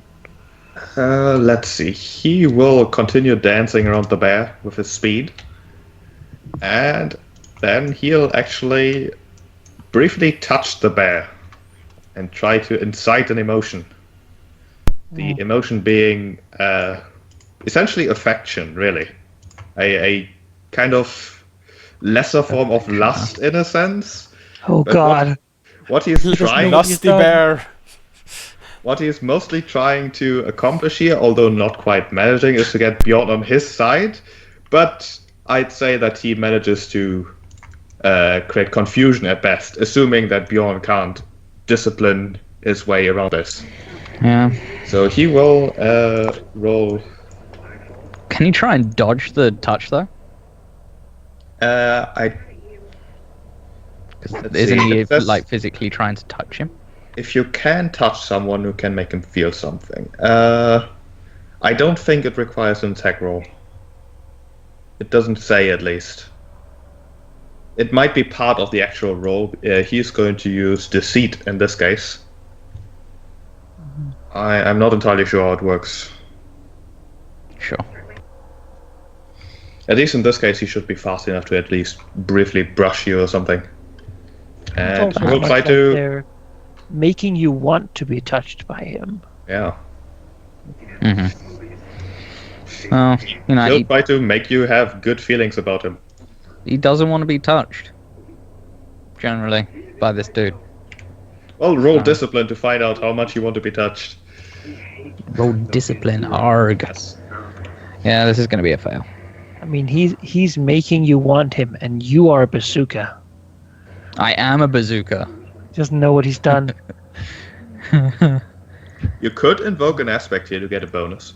For example, you are a bazooka. In this moment, anything like, emotions like Or friendliness. maybe Oh, they there have you one go. that's pretty perfect for it. Like you do not matter about your own convenience.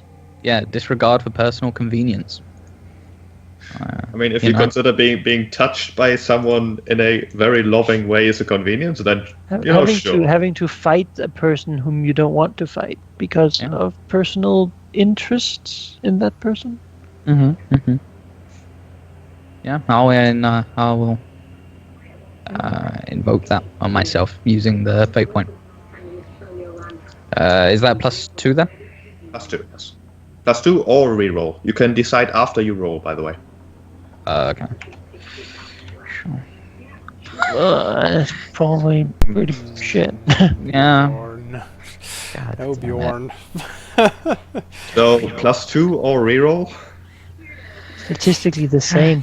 Statistically exactly the same. If you do a reroll and get all the four or all pluses, I could invoke the aspect on him twitching that, and you could maybe avoid it. You can also No. invoke another aspect, spending another fate point to get a reroll and then a +2, for example. I don't have another fate point. Okay. Yeah. I'll reroll. It's better. Okay. It's better, And, but yeah. That's 5. That would be successful enough to be even better than your enemy intended here. what would be a 3? Let's see. Degrees of success. 3 would be significant. It would. 5 is like supreme. 5 is potent. It would have some unexpected benefit to his attack. 3 would just be a success. I would go and get the 3 on that. Like his lightning spasms him, so he doesn't really get off the will as well as he wanted. So the aspect he would like to apply on you is how to phrase it? Emotional instability. I like that one. Sure. Suddenly you kind of like this person. You want to hug him and love him and have him touch you, but that's really weird. And what is even happening? I have all these feelings. Felix. Well, seeing that there's a white court vampire dancing around up there, and since Bjorn seems to sort of shudder from being touched, that's probably not a good thing. Well, Big bear size. he'll move up here, glance in, and grumble to himself as he will will gather his will, and he will shoot out with another attack, another earth attack on this dude. But instead of lightning, because I probably can't really get a good shot with lightning with the bear in the way, he is going to use his earth command to basically have like a metal rod or iron pike, like thrust up from the ground, basically at Raven. Okay. So yeah, let's do that, shall we? We will do.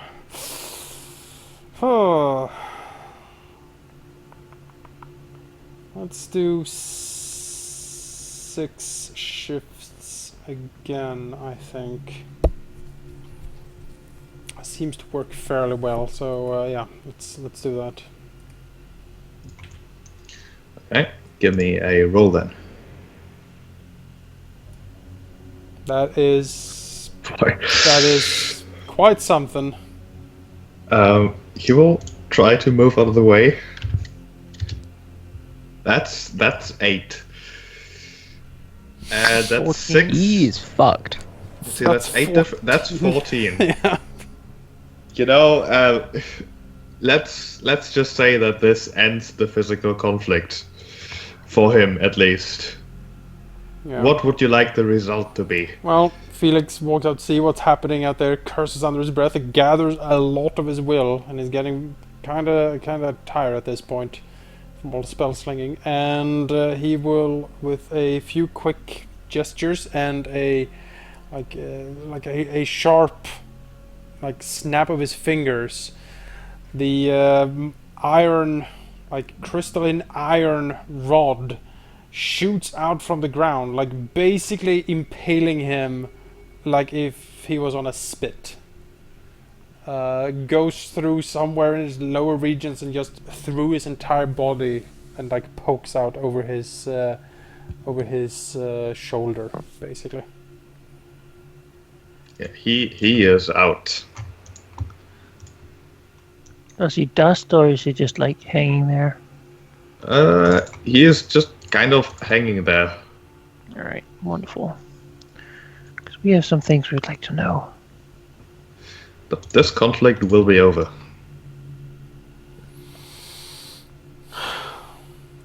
Felix holsters his gun again. Didn't need it, thankfully. He Search the house. nods. It's only a matter of time before someone calls the authorities. Yes, I should think so. Speaking of authorities, Felix, roll me in alertness. Sure.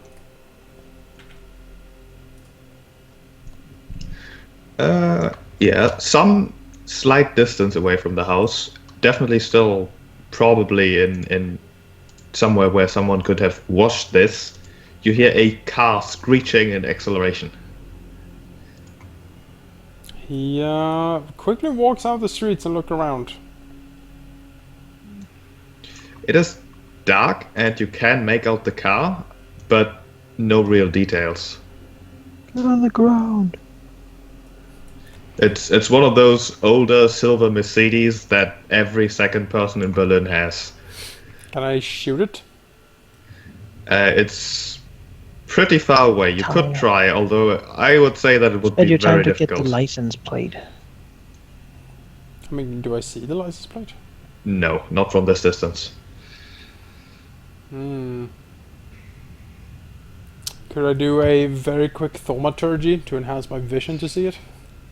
Well, even a very quick thaumaturgy, it's Oh, like actually, I saying a know. very quick ritual. Felix will run at full speed after the car. His boots are still holding for the house scene here, and he will sprint as fast as he can with his 5 athletics after the car to see if he can catch up enough to at least see a license plate.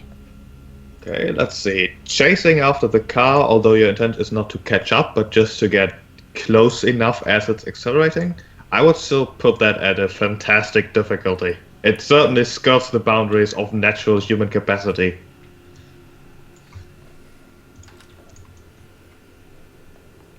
Alright. So a +6 difficulty. Let's see if I can do it. Boots, don't fail me. The boots don't fail. The boots didn't fail. You do get close enough, seeing, well, not the license plates in its full glory, but you can make out the digits well enough to write them down and remember them. All right. Well, But the car is gone. probably takes a few minutes. I'll be right back. Sure. Yeah, Bjorn starts opening doors. Okay, let's see, let's go for the eastern door first.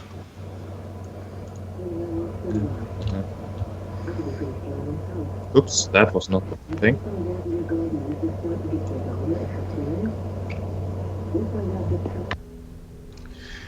Let's see. Don't move. I was just going so I could see the room. Stepping inside the room, you can see a chair sitting on a circle made with salt, apparently, with arcane symbols and whatnot. And sitting on that chair, a woman, bound and gagged, who sees you enter, her expression one of perhaps hope or gratitude, as her eyes then rapidly, like, swivel up and down, like towards you, then down, then towards you, then down again, and just looking more and more panicked. He'll stop moving and look to where she's looking. Well, she seems to be looking basically exactly below where she's sitting. It's kind of hard to make out. She can't really move too much. Kind of bound to the back of the chair.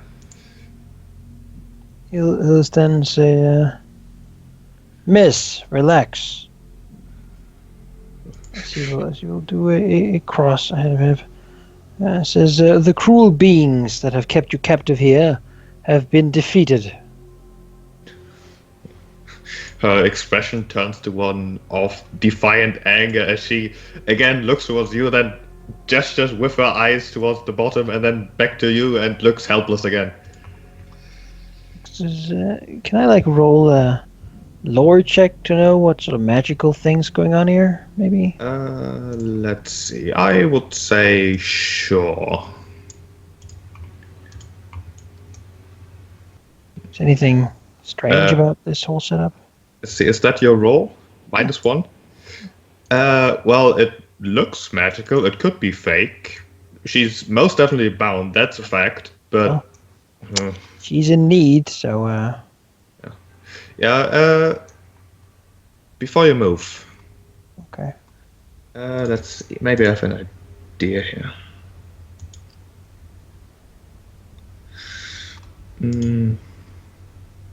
Let's see, Bjorn. You don't really know what this is either, but it looks potentially dangerous. And Alexander seems to be approaching it without knowing what it is. Maybe you should take one for the team and maybe absorb whatever bad might happen to him if you approached. But his catch is true magic, and if it looks magical, then he's not gonna want to jump into something that could obliterate him. So... Do you have the fate point, though? But... I don't have the fate point, but that's... like... It's basically like walking into a trap you know that could quite possibly just murder you. Okay, let's do it like this then. You don't want Alexander to approach. You want to be the one. So at least you have to stop him from approaching. Sure. I could, I think that might, in some form or another, make sense. Yeah, I could, grab him and pull him back. He'll look at you and say... possibly walking into danger, and you don't want that to happen. Yeah, using my might to, lift and pull him to him and, Do not worry. Do not worry, friend. I do not walk alone. And he will instead make a true prayer, asking the Lord for protection as he goes to save the innocent. Just to clarify, you I have compelled that that be fate. Sure. Sure. So I can keep track. But yeah, go on, Manika, sorry. That'll be my guide, my hand. Faith manages. I will ask to the Lord to bring my conviction into whatever might to complement whatever might be required for doing this. Okay. And he As- can. As you approach, her eyes do grow wide